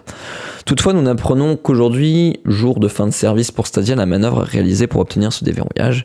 C'est d'une manœuvre plutôt simple, mais qui représente tout de même quelques contraintes. On va le voir juste après, vite fait, dans les plus grandes lignes. Mais voilà, je vous inviterai à aller chercher d'autres tutos, etc., s'il y en a qui veulent faire la démarche. Moi, ce que je trouve intéressant après dans cet article, c'est que je trouve quand même que Google s'en sort plutôt bien. Je trouve qu'ils préparent bien leur départ, parce que ils ont annoncé leur fin de service. Ils auraient très bien pu faire stop, Stadia c'est fini dans 2 mois, ciao tout le monde, les jeux que vous avez achetés finito, la manette que vous aviez, le setup, etc., à la poubelle. Google, pour le lapsus, a quand même bien fait les choses. Tous les achats qui avaient été faits dans les jeux ont été remboursés, si je dis pas de bêtises. Donc tous les jeux achetés, etc., tout a été remboursé. Même du coup le matos qui était utilisé, donc là la manette qui était brandée Stadia et qui n'était utilisable que sur Stadia, ils mettent quand même en place tout un système pour pouvoir la récupérer et la réutiliser. Alors après, le souci c'est que leur service de mise à jour, etc., ils vont l'arrêter au 31. Ça c'est un petit peu dommage, ils auraient pu mettre un petit peu plus longtemps. Mais quoi qu'il en soit, c'est quand même une bonne chose, je trouve, parce qu'on en a vu tellement des projets qui s'arrêtent du jour au lendemain, avec des appareils qui étaient dédiés à ça, à un usage, et qui devenaient obsolètes du jour au lendemain parce que le service ne fonctionnait plus. Là, c'est quand même bien fait de la part de Google. Rapidement, elle était déjà utilisable en filaire comme n'importe quelle autre manette. Oui, ça on a déjà précisé avant. Mais là, du coup, maintenant, je vais même pouvoir l'utiliser en sans fil. C'est quand même une bonne chose, même si ce sera plus réactif en filaire. Là, tu peux le faire avec en sans fil, en Bluetooth classique. Donc, du coup, même tu pourras l'utiliser sur pas mal d'appareils. Du coup, pour le faire, il faudra avoir Google Chrome mis à jour et juste un câble USB. Donc voilà, c'est une manœuvre qui se fait sur un ordinateur. Il faudra appuyer longtemps sur le bouton Stadia, la diode s'allumera, et après en fait tout le logiciel, le software, de toute façon vous serez guidé, soit des tutos, même par le logiciel que vous pourrez télécharger sur le site de Stadia pour mettre à jour votre manette. Ça se fait assez simplement quand même, il faut juste un ordi, je pense que ça prend grand max 5 minutes, et au moins vous aurez une manette. Je trouve ça plutôt cool. Google a les moyens financiers de ne pas lâcher les gens comme ça, c'est bien, mais le minimum envers les gens qu'ils ont mis des ronds dedans. Oui, non, mais c'est vrai que, encore heureux que ce soit fait, parce que c'est vrai que Google a les reins solides et peut se permettre, c'est vrai que tu as raison, extra nat, mais bon, quand même, soulignons-le, c'est une bonne chose. Tout se fait dans le navigateur, c'est assez étonnant, ouais. Va falloir installer Chrome, c'est malin de leur part. Ils sont pas nés de la dernière pluie chez Google. C'était la petite interlude Stadia, etc. Maintenant, on va parler du triste sort de Salto qui risque de tomber dans les prochains jours. En effet, Salto qui va sans doute finir ses jours et qui devrait pas passer l'hiver. On passe tout de suite en mode navigateur. Ils se sont fait plaisir chez Numérama, petit mème au calme. Là, du coup, la dissolution de Salto risque d'être actée le 20 janvier. En difficulté, du coup, financière, on en a parlé ensemble au dernier mug, des futurs peut-être rachats et reprises d'Amazon, qui au final n'auront pas conclu. On va du coup lire un article. En difficulté financière suite au désengagement de TF1 et M6, Salto espérait qu'un repreneur le sauve. Malheureusement, seul un acteur espagnol peu fiable a manifesté son intérêt, ce qui aurait contraint le conseil d'administration du service à rejeter son offre. Selon Pure Média, la dissolution pourrait être actée le 20 janvier. On en avait parlé la dernière fois, où il y avait des rumeurs, et du coup, preuve que c'était bien que des rumeurs, qu'il y avait Amazon peut-être intéressé, Molotov aussi, si je dis pas de bêtises, qui était intéressé. Information qui avait été démentie quelques jours après. Lancé du coup en octobre 2020, après des années de discussion, Salto pourrait voir son aventure se terminer dès le mois de janvier 2023. Selon Pure Média, qui cite aussi des informations obtenues par l'Informé, la piste d'une reprise de Salto était abandonnée par sa direction. La faute à une seule candidature qui était bancale, celle du petit acteur espagnol Agile, dont les comptes n'ont rassuré personne. TF1, France TV et M6 misaient pourtant sur un acteur externe pour sauver la plateforme, puisqu'aucun d'entre eux ne souhaite avoir Salto sur son dos. Salut Gaël, salut RG065, salut à tous. Salto déjà, il aurait mieux valu s'associer à Molotov dès le départ. Oui et non, parce que même Molotov, des dernières nouvelles, peut-être que je dis des bêtises, mais ils sont pas non plus dans une santé financière des plus bonnes. Donc à voir. Mais après, dès le départ, quand même, c'était un projet, pour pas dire bancal, disons un projet ambitieux, hein, parce que quand même c'était... ils sont arrivés quand même très tard dans des plateformes de streaming. Alors après vous me direz il y a Paramount Plus qui arrive, mais bon, Paramount Plus c'est pas Salto et France TV, etc. Déjà le catalogue est plus, je pense, sexy que Salto. C'était quand même un catalogue assez limité comparé à d'autres plateformes. Ils sont arrivés très tard. Donc dès le départ, on savait que ça allait être compliqué pour eux. Hein. Ils sont lancés seulement en octobre 2020. Il y a quand même eu du monde. C'était pas les chiffres qu'ils attendaient, mais il y a quand même eu des gens compris à Salto. Donc ça commençait bien. Souci, le retrait de TF1, M6, etc. Ça a fait un effet boule de neige et qui fait que Salto vraiment risque de fermer dans les prochains jours. Ce qu'il faut se dire aussi, c'est que ça coûte super cher, même s'ils avaient beaucoup de programmes, même s'ils avaient déjà une grille de contenu à diffuser sur la plateforme. C'est des plateformes qui coûtent très cher à entretenir, les serveurs, la bande passante, etc. Donc tu as intérêt à avoir une grosse base d'utilisateurs pour pouvoir la financer. Et là, c'est le souci, c'est que il n'y a pas assez d'utilisateurs, TF1, M6 qui se retient, etc. C'était un projet risqué et malheureusement, ça risque d'être fini. Du coup, que va-t-il arriver à Salto ? Pure Média, du coup, raconte que Delphine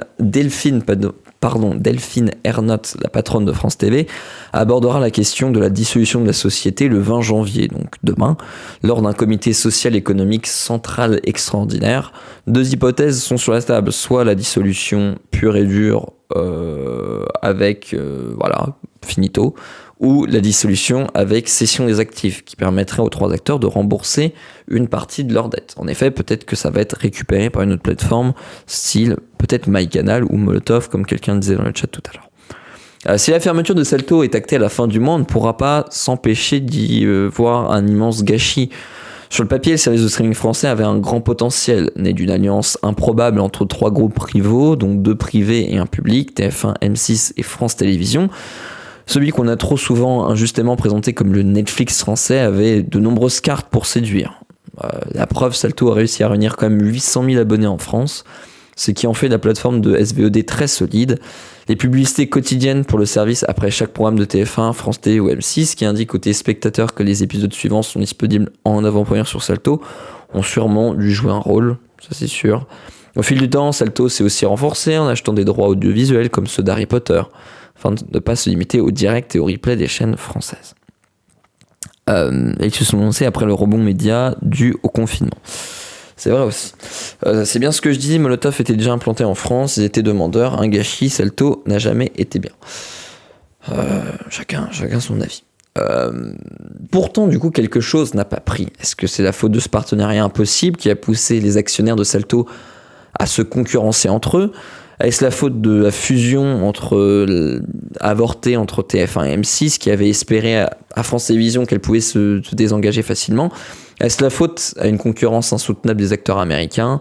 Est-ce la faute du budget trop faible dont disposait Salto malgré ses 800 000 abonnés, ce qui représente largement assez pour financer la plateforme? Les droits audiovisuels coûtaient peut-être parfois trop cher. Tous ces éléments ont sûrement joué un rôle, même s'il y a fort à parier que la nature même de Salto était le problème de départ, ça c'est sûr. Les 3 plus gros acteurs de la télévision française ensemble ne pouvaient pas bien s'entendre, et puis voilà, c'est vrai que la concurrence des plateformes est de streaming est en ce moment très très forte.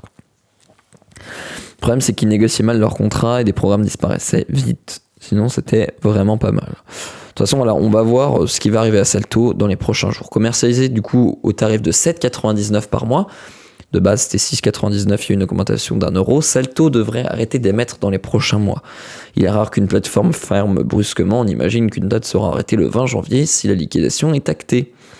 Dans l'hypothèse où Salto arrive à revendre ses actifs, peut-être qu'une transition vers un autre service sera proposée, sinon ce sera aux utilisateurs de Salto de choisir vers quoi se tourner. Il y a plusieurs remplaçants potentiels comme Molotov, MyCanal, MyTF1 Max, 6play Max, même s'il faudra sans doute un mélange de tous ces services pour retrouver tout Salto. Selon Pure Media, Salto n'aurait plus de locaux et plusieurs employés seraient déjà partis. Puis voilà, comme on nous dit dans l'article, il y a déjà plein d'autres services, même concurrenciels à Salto, comme MyTF1 Max ou 6play Max, qui en fait étaient même des concurrents à Salto, alors que c'était de base des services qui étaient inclus dans Salto. Pour info, Salto, en fait, la plateforme Codebase derrière, c'est Bedrock Streaming qui existait déjà avant, c'est du marque blanche. Ok, ouais, tu me dis qu'en gros, c'est toute la technique qui était derrière Salto, c'était un truc qui existait déjà, donc coût limité. Mais ok, merci pour l'info. On va faire une petite transition, parce que là justement on a parlé de TF1, on a parlé d'M6, et j'ai trouvé cette info hier quand même assez intéressante, on va pas se le cacher. Si vous voulez crier que ce n'est pas de la tech, c'est le moment dans le chat. Faites-vous plaisir, tweetez, commentez, chattez. Pour ceux qui regardent replay, commentez pour dire c'est pas de la tech. Faites-vous plaisir, c'est le moment. C'est justement peut-être le rachat, pas le rachat, mais la fin de M6, parce que en effet, donc du coup c'est l'Arcom, si je ne dis pas de bêtises, voilà, ceux qui vont gérer un petit peu tous les fréquences pour la télévision, les droits TV, etc. M6 du coup va renouveler, c'est des contrats de plusieurs années, doit renouveler sa fréquence TNT. Malheureusement pour la chaîne de télévision, il y a Xavier Niel qui veut revenir mettre son petit grain de sel comme d'habitude. Il aime bien pimenter les choses, ce petit Xavier. L'homme d'affaires à la tête d'Iliad Free veut en effet lancer son propre projet sur la fréquence occupée par la 6e chaîne française. Et au vu des nombreux contacts qu'il a noués, du coup, c'est vrai qu'il a quand même, je pense, un bon réseau, ce Xavier. Il a noué pas mal de gens pour concrétiser un projet. Et M6 pourrait avoir un petit peu de mal à se faire. Donc voilà. Ce qu'il faut savoir en fait, c'est que du coup, c'est des projets de chaînes qui sont soumis à l'Arcom, et ensuite c'est l'Arcom qui va étudier les dossiers et ensuite donner son jugement final à la fin pour savoir quelle chaîne choisir. Ce que je disais, je vous montrerai après si j'ai le temps, mais il y a la chaîne Ludovic B qui a fait une série qui s'appelle À qui appartient vraiment la télé, une série de 10 épisodes sur YouTube qui est super intéressante et qui vous explique un petit peu mieux comment ça fonctionne tout ça comment ça fonctionne un peu l'écosystème télévision français si ça en intéresse. Xavier va-t-il encore nous étonner? Le patron de Free qui a bouleversé le marché de l'abonnement mobile, il y a de ça maintenant une décennie, continue de casser les prix dans le secteur, veut maintenant s'investir dans l'audiovisuel. Selon les informations obtenues par les Échos, le milliardaire souhaiterait profiter du renouvellement des fréquences TNT de TF1 et M6 pour prendre la place de la 6e chaîne. C'est le 23 janvier que les dossiers doivent être déposés pour occuper ces créneaux et Xavier Niel aurait commencé à organiser ses troupes. Gaël qui nous dit audiovisuel c'est de la tech. Oh oui, je suis d'accord avec toi, mais tu sais combien de fois on reçoit, mais ça me fait beaucoup rire, mais des gens qui se plaignent que oui c'est pas de la tech, dès que tu parles d'un sujet de société, etc. C'est voilà, tu te fais tout de suite bully, mais c'est pour ça que j'en rigolais un petit peu. Il pourrait du coup ainsi sur la même source pris langue avec de nombreux professionnels et créateurs du monde de l'audiovisuel, au point où selon un proche du dossier que plus personne ne peut dire que c'est impossible comme cela aurait pu être il y a quelques années. C'est vrai que de base, tu te dis Xavier Niel qui lance une chaîne télé, tout le monde lui rit au nez, mais bon, au final, en vrai, quand même, Xavier Niel quand même entreprend pas mal de projets et à chaque fois, quand même, le fait sérieusement et surtout, y arrive quand même avec succès. Je comprends pas bien pourquoi ils peuvent pas prendre les deux. Si tu veux, tu sais, t'as des fréquences pour la TNT qui sont allouées et en gros, du jour au lendemain, c'est rare. Alors, des fois, ça arrive, c'est arrivé que l'Arcom ouvre des nouvelles fréquences et donc, du coup, ouvre la création de nouvelles chaînes et du coup de nouveaux dossiers pour créer des nouvelles chaînes, sauf que là en gros le but c'est pas de recréer une nouvelle chaîne, le but c'est juste de la 6e chaîne, cette fréquence là que M6 utilise en ce moment, elle va être remise sur le marché et donc du coup c'est au plus pas non plus au plus offrant mais au plus projet le plus prometteur qui va remporter la fréquence et pouvoir diffuser dessus pendant, je sais pas c'est des contrats de combien d'années, mais qui va pouvoir diffuser sur cette fréquence pendant une période donnée. On n'est pas sur les commentaires FR Frandroid, personne se plaindra. Oh mais tu sais je pense qu'on n'est pas loin de Frandroid, hein. On est aussi bien lotis chez Nowtech, entre tweets, commentaires sur YouTube, replay et des fois dans le chat ça fait plaisir. Mais bon c'est presque marrant. M6 du coup qui pourrait être en danger. Il faut dire que M6 est actuellement dans une position fragile. Après l'échec de sa fusion de TF1, parce que c'est vrai qu'il y a quelques mois il y avait un projet de fusion mais qui a été avorté, ce serait aussi un peu paresseux sur le plan créatif selon des professionnels interrogés. Je cite, M6 fait peu de fiction, de prime time et malgré des déclarations d'intention, il n'y a pas de réel projet de série quotidienne, témoigne l'un d'entre eux. Cette arrivée en fanfare de Xavier Niel sur le marché serait une occasion de se bouger pour les chaînes historiques. Le processus de sélection va maintenant suivre son chemin durant les prochaines semaines. Les entités intéressées avaient jusqu'à lundi 16 janvier, donc début de semaine, pour manifester leur intérêt, et jusqu'à lundi prochain, le 23 janvier, pour déposer leur dossier de candidature. Des audiences publiques seront ensuite organisées en février pour rapidement choisir un nom avant l'expiration des droits d'émettre de TF1 et M6 au mois de mai. Voilà, je trouve ça quand même assez intéressant. Comme dit, même si Xavier Niel ne vient pas à voir sa chaîne et que son projet soit accepté, c'est sûr quand même M6 restera toujours un petit peu en position de favori. Mais on peut pas enlever le fait qu'au moins ça a un intérêt d'un petit peu challenger et d'un petit peu bouger M6, de se dire les cocos vous êtes pas les seuls et il y a de la concurrence qui arrive. De notre côté, quand t'as pas de concurrence, t'as tendance peut-être un petit peu à te reposer sur tes lauriers, et là du coup ça peut même un petit peu challenger, surtout que je pense que si Xavier Niel viendra avec un projet je pense ambitieux et un petit peu innovant, vraiment c'est dans son habitude. En gros, c'est comme les fréquences télécom mises en enchère par ARCEP. C'est exactement pareil. Sauf que là, si je dis pas de bêtises, t'as pas d'enjeu financier, c'est pas celui qui mettra le plus d'argent qui l'aura, mais c'est plus qui portera le meilleur projet d'émission. Du coup, si je dis pas de bêtises, je crois que c'est à l'Arcom. Et en gros, tu fais un projet, tu dis qu'est-ce que c'est ton nom d'émission, les programmes que tu vas diffuser, la thématique de la chaîne, la direction artistique, bref, tu fais une projection de qu'est-ce que va être la chaîne. Ils regardent aussi tes capacités financières, parce que c'est important que la chaîne elle puisse survivre. Après Xavier Niel, je pense qu'il a des fonds qui devraient être suffisants pour maintenir une chaîne. Donc voilà. Et d'ailleurs, Xavier Niel a quand même un pied assez imposant dans les médias. Il a beaucoup de groupes presse, je dis pas de bêtises. Je crois que Le Monde, par exemple, ça appartient à Xavier Niel. Il y a pas mal de groupes presse qui lui appartiennent. Et là maintenant, après la presse, il voudrait se lancer sur la télé. Suite logique.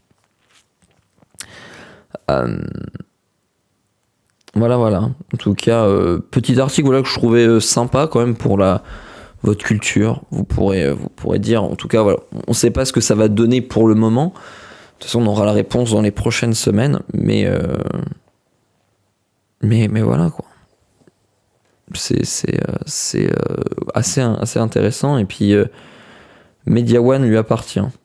Ah bah oui, tu vois, je savais pas. Oh, non, mais Xavier Niel, il est fat. Hein. Il est très très fat.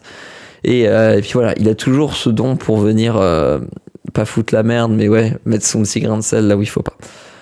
Notre Elon Musk à la française est moins problématique, ça c'est vrai. Du moins, il a moins de scandales sur le dos. Mais il a quand même eu quelques petits scandales au début. Hein. C'était quand on connaît le début de Xavier Niel, c'était pas tout rose. C'est assez marrant d'ailleurs. Se lancera-t-il dans la radio après la télé ? Bonne question. Il y a déjà des chaînes automoto, toute l'histoire. Ah, tu vois, j'ai pas tout rose. Je vois que tu as capté la petite ref. Pareil qu'il est catacombiste. Il aurait une entrée des catacombes dans les locaux de Free. Oula, carrément. Sous Minitel Rose, bah évidemment. C'est comme ça qu'il a commencé ses débuts. Et après, il y a eu quelques dérives. À Strasbourg d'ailleurs. Pour la petite ref. Bref, si ça vous intéresse, je vous laisserai regarder ça par vous-même.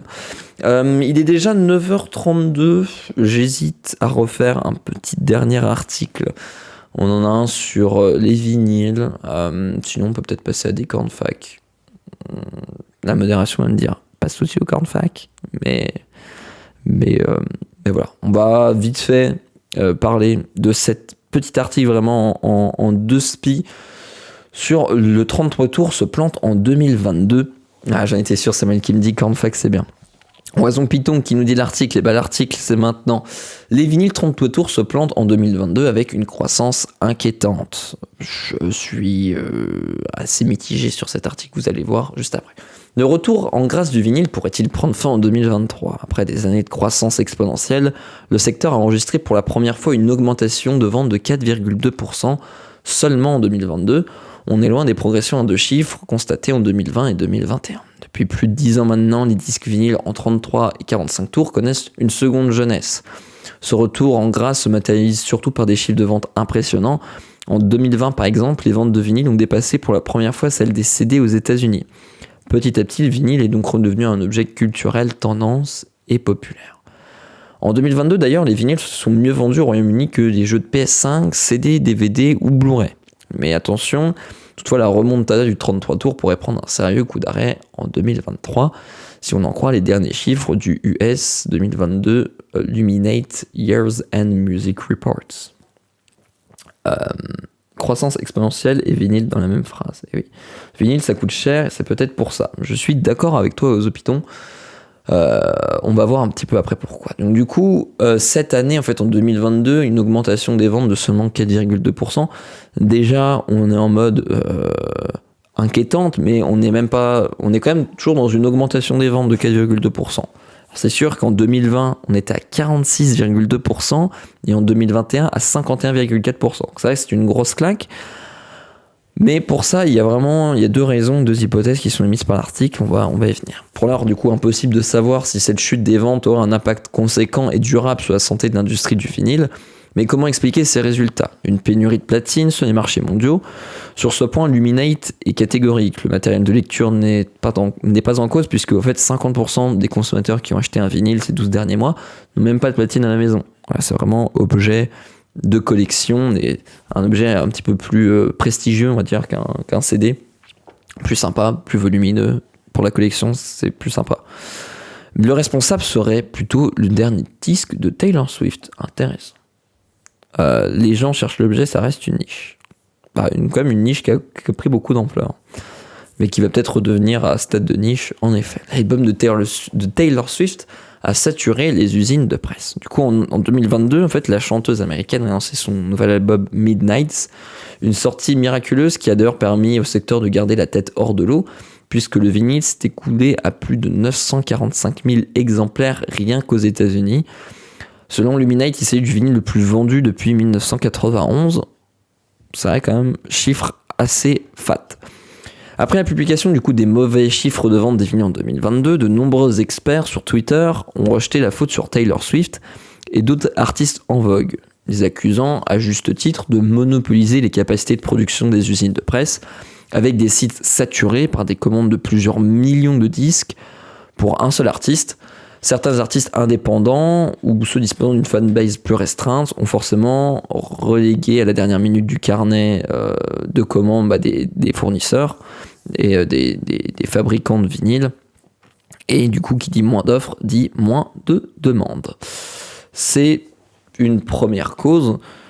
Mais pour moi, en effet, je pense que c'est pas la seule. C'est surtout qu'ils ont du mal à produire des vinyles depuis plusieurs mois. C'est vrai qu'il y a ces soucis-là. Pire encore, du coup, il faut préciser que Taylor Swift, j'arrive pas à prononcer, propose son album en format vinyle dans 4 éditions différentes. La chose n'est cependant pas nouvelle, puisque Led Zeppelin avait pour habitude de lancer plusieurs pochettes pour ses albums dans les années 70. Qu'est-ce qui a changé alors ? Les capacités de production à disposition. C'est vrai que c'est la grande mode en ce moment de faire plein de versions différentes d'albums. En vérité, Taylor Swift, j'ai toujours du mal à prononcer, n'est pas à blâmer. Bien au contraire, il faut plutôt pointer du doigt l'industrie du vinyle qui, malgré la tendance à la hausse depuis plus de 10 ans, n'a pas investi suffisamment pour assurer la demande.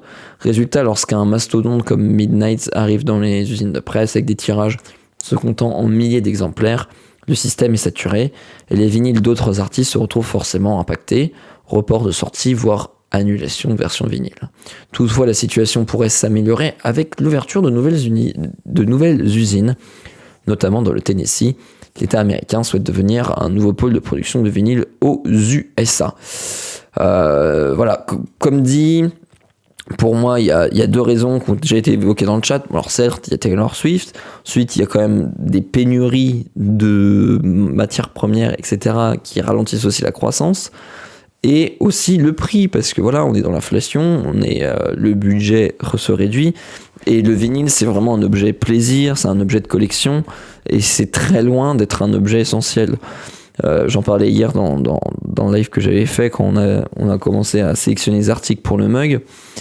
Voilà, en fait, si tu as un budget limité, tu dois te racheter un nouveau téléphone parce que le tien est en train de crever ou il est trop vieux, etc. Bref, s'il faut te racheter un autre truc, tu vas d'abord plutôt économiser pour acheter un nouveau téléphone, un nouvel outil, un nouveau machin, plutôt qu'un vinyle qui honnêtement ne sert à rien. Enfin voilà, c'est de la déco, ça permet de soutenir l'artiste, c'est un objet de collection, mais c'est du coup pas un objet qu'on dirait entre gros guillemets première nécessité. Voilà, en tout cas pour le 33 tours. Et voilà, on est quand même aussi, je pense qu'il y a eu un gros bump, un gros effet de mode qui quand même continue, faut relativiser aussi. C'est vrai qu'on a eu des chiffres de progression mais ahurissants les 2 dernières années. Là on retombe sur des valeurs plus gentilles, plus faibles, mais quand même sur des valeurs de progression. Donc voilà. Oiseau Python qui dit: moi j'écoute la musique sur tout support, mais je préfère l'écouter sur vinyle depuis toujours. Oui, mais honnêtement, je pense que je fais partie d'une niche. Même moi, j'ai des vinyles parce que voilà, des albums que j'ai bien aimés ou des artistes que je veux supporter, mais j'ai même pas de tourne-disque. Et d'un autre côté, même si j'en avais un, je l'utiliserais une fois par an. Il prendrait la poussière. Et c'est le cas de plus de 50%, ce que disait l'article. 50% des gens qui achètent un vinyle n'ont même pas de quoi l'écouter. Et c'est plus pour avoir l'objet et pour avoir l'objet de collection, quoi. Si il y a 1 an ou 2 ans, ça marchait super bien, ils ont énormément augmenté les prix aussi. Oui, mais voilà, c'est vrai que le prix a aussi augmenté, mais je pense parce que voilà, capacité de production réduite, coût de la matière première qui augmente. C'est assez complexe à faire un vinyle, il faut faire des moules, t'as des masters, après tu fais des presses, etc. C'est assez onéreux. Il est 9h40, on va tout de suite passer au cornfac. Si vous avez des questions sur choisir un appareil, sur un sujet, ce que vous voulez, c'est le moment, c'est les cornfac.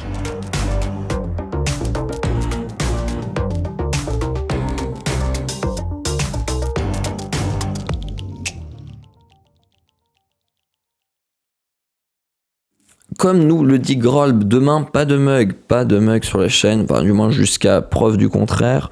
Dans tous les cas, voilà, si jamais il y a un mug demain, vous serez informé. N'hésitez pas à nous suivre sur Twitter, qui est juste ici, Nowtech Team, ça c'est Instagram. N'hésitez pas à aller suivre. Voilà, si jamais on vient à faire un mug demain, mais normalement ce n'est pas prévu au programme. On a des vinyles sous tableau, mais j'ai pris une platine qui ne sert jamais. Ouais, non, mais voilà. Et comme dit au-dessus, une bonne platine, ça coûte très cher. Ça coûte très très cher et voilà. c'est aussi tout un. C'est un matos audio qui coûte cher et l'ensemble, et aussi qui prend de la place, simplement, quoi. Il faut avoir la place pour mettre un lecteur vinyle. Jeudi contributeur, oui, jeudi contributeur ce soir, Gécart 24 qui nous pose la question. Pour ceux qui ne sont pas au courant, c'est le moment de contribuer.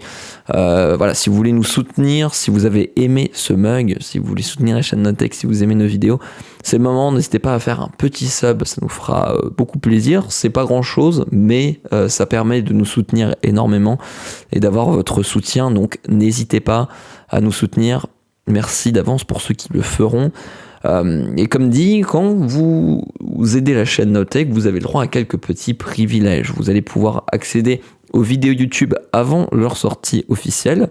Vous pouvez même donner votre avis dessus, avoir des retours. Si vous avez vu quelques petites coquilles, vous avez la review des vidéos en avant-première sur le Discord quand vous êtes contributeur. Et vous avez aussi un live dédié juste pour vous les contributeurs, tous les jeudis soirs de 18 à 19h. Pareil, le lien qui est diffusé du coup sur Discord quand vous êtes contributeur. Et le jeudi contributeur est à quelle heure et sur quelle chaîne? Est-ce qu'on a des notifications? Alors, Mécano 1966, en fait, il faut que tu ailles sur le Discord, si tu es contributeur, du coup, sur Patreon, sur Twitch, sur YouTube, etc., il faut que tu connectes du coup ton compte, que tu te fasses un compte Discord, que tu le rejoignes, que tu lis pour prouver que tu es bien contributeur. De toute façon, tu as un guide qui est super bien fait quand tu arrives sur le Discord pour t'expliquer comment faire. Et tu as un channel qui s'appelle Jeudi Contributeur, où tous les jeudis, tu as du coup un live de 1 heure, donc tu auras un lien qui sera envoyé et où tu as un live où tu peux parler, poser des questions. La majorité du temps, c'est Jérôme qui le fait, ça peut être Guillaume. Et voilà, vous pouvez poser toutes vos questions. C'est un live assez intimiste, entre guillemets, on est très peu, donc du coup, on peut prendre le temps de répondre à vos questions sur un peu tous les thèmes, un peu tous les sujets. Donc voilà, si ça vous dit, n'hésitez surtout pas. Une platine avec le moteur séparé de la platine, c'est le top. Ouais, mais j'en avais une de tout début, c'était un truc que j'avais récupéré, mais genre le moteur tournait pas au même rythme. Enfin, c'était pas très. Du coup, des fois, tu te retrouvais avec une musique genre qui ralentissait, qui accélérait, qui ralentissait, qui accélérait. Pas terrible. Mais voilà, en tout cas. J'espère en tout cas que ce petit mug vous aura plu. À Strasbourg, vous avez le changement de luminosité. Le jour se lève, il fait plus jour dans le studio. C'est ta première fois que je regarde le mug avec toi. Je peux te demander ton prénom? Oui, je m'appelle Léo. En tout cas, j'espère que ce premier mug avec moi t'aura plu. Ça n'empêche pas qu'il faut plus de platine, un ampli phono, un ampli de puissance, un préampli, des enceintes. Oui, c'est ça que je voulais dire. Je voulais dire ça, Oiseau Python, c'est que oui, voilà, il faut une entrée spéciale. Enfin oui, c'est avoir du matos vinyle, c'est onéreux et il faut pouvoir se le permettre. C'est une sorte de club secret contributeur. C'est un petit peu ça. En fait, voilà, c'est une façon pour nous de récompenser votre soutien à la chaîne. Il faut savoir que voilà, ça nous aide vraiment. On est beaucoup derrière Nowtech. Et donc, du coup, voilà, quoi. Même si c'est une petite contribution de votre côté, assemblée au bout, ça permet, que je sois là aujourd'hui à vous présenter le mug. Ça nous permet de payer tout ce beau monde qui fait vivre la chaîne, de garder aussi notre indépendance. Et puis voilà, du coup notre façon à nous de vous remercier, on vous donne des petites exclusivités comme voilà les vidéos en avance ou le mug contributeur, 1 heure par semaine dédiée à vous les contributeurs, vous posez les questions que vous voulez. Léo de la chaîne Techmaker, salut à tous.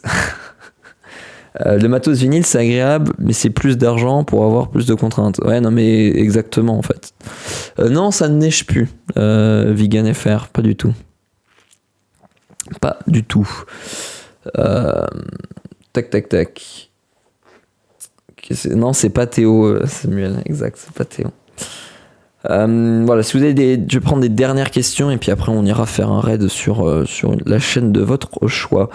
Et si on ne peut pas faire des subs, est-ce que les j'aime et les commentaires sur YouTube vous aident aussi, nous dit Gaël lol smile.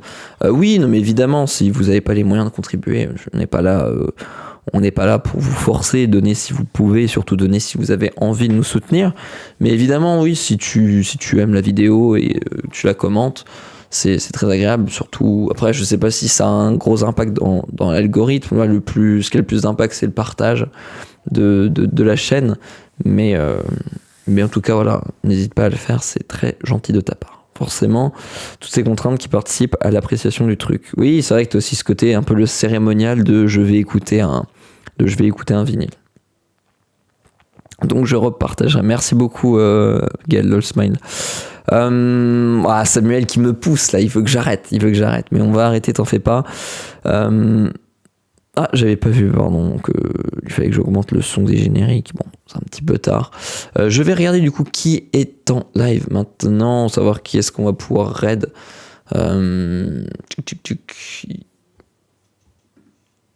Alors, il y a qui? Il y a ici Japon, il y a Pépipa, on l'a raid hier, et Planète de Carreau, il y a Frandroid. Qui est-ce qu'on pourrait raid, qu'on n'a pas trop l'habitude? Si vous avez des recommandations dans le chat, n'hésitez pas. Qu'on profite un petit peu. Si vous avez des petites découvertes à nous faire, ça peut être le moment. Il y a Frandroid, ouais, ça, j'ai vu. Après, nous aimons bien Frandroid. Après, c'est vrai que on raid souvent les mêmes. J'avoue que des fois, je peux essayer de raid quelqu'un d'autre. Mais bon, là, apparemment, je sais pas s'il y a grand chose d'autre. Donc, en effet, on va se faire un petit Frandroid. On nous dit chocolatier. Tiens, il y a ici Japon Corp, ouais, mais on les a aussi déjà raidés il y a pas si longtemps que ça. Après, attends, là, on nous dit, je sais pas, on m'a donné un truc de chocolatier. Tiens, vas-y, why not? Ils font, c'est un live dans une chocolaterie. Tiens, ça peut être assez sympa. On va tout de suite faire ça. Est-ce que ça fonctionne? Non, je vais le faire via le panel. En tout cas, voilà, merci beaucoup d'avoir suivi ce mug ensemble. J'espère que ça vous aura plu. Comme dit, petit rappel, demain, pas de mug sur la chaîne, sauf à 6 changements de dernière minute, mais normalement, ce n'est pas prévu. Donc, on se retrouve lundi. Ce sera Jérôme, comme d'habitude, qui vous fera le mug. Vous aurez le plaisir de le retrouver. Tout de suite, nous, on va lancer un petit raid chez chocolatier Paul Gardère. N'hésitez pas à lui faire un petit coucou de notre part. J'espère que ce mug vous aura plu. Bonne journée. Bon courage pour ceux qui vont être dans des galères de grève aujourd'hui. Et à bientôt. Salut tout le monde.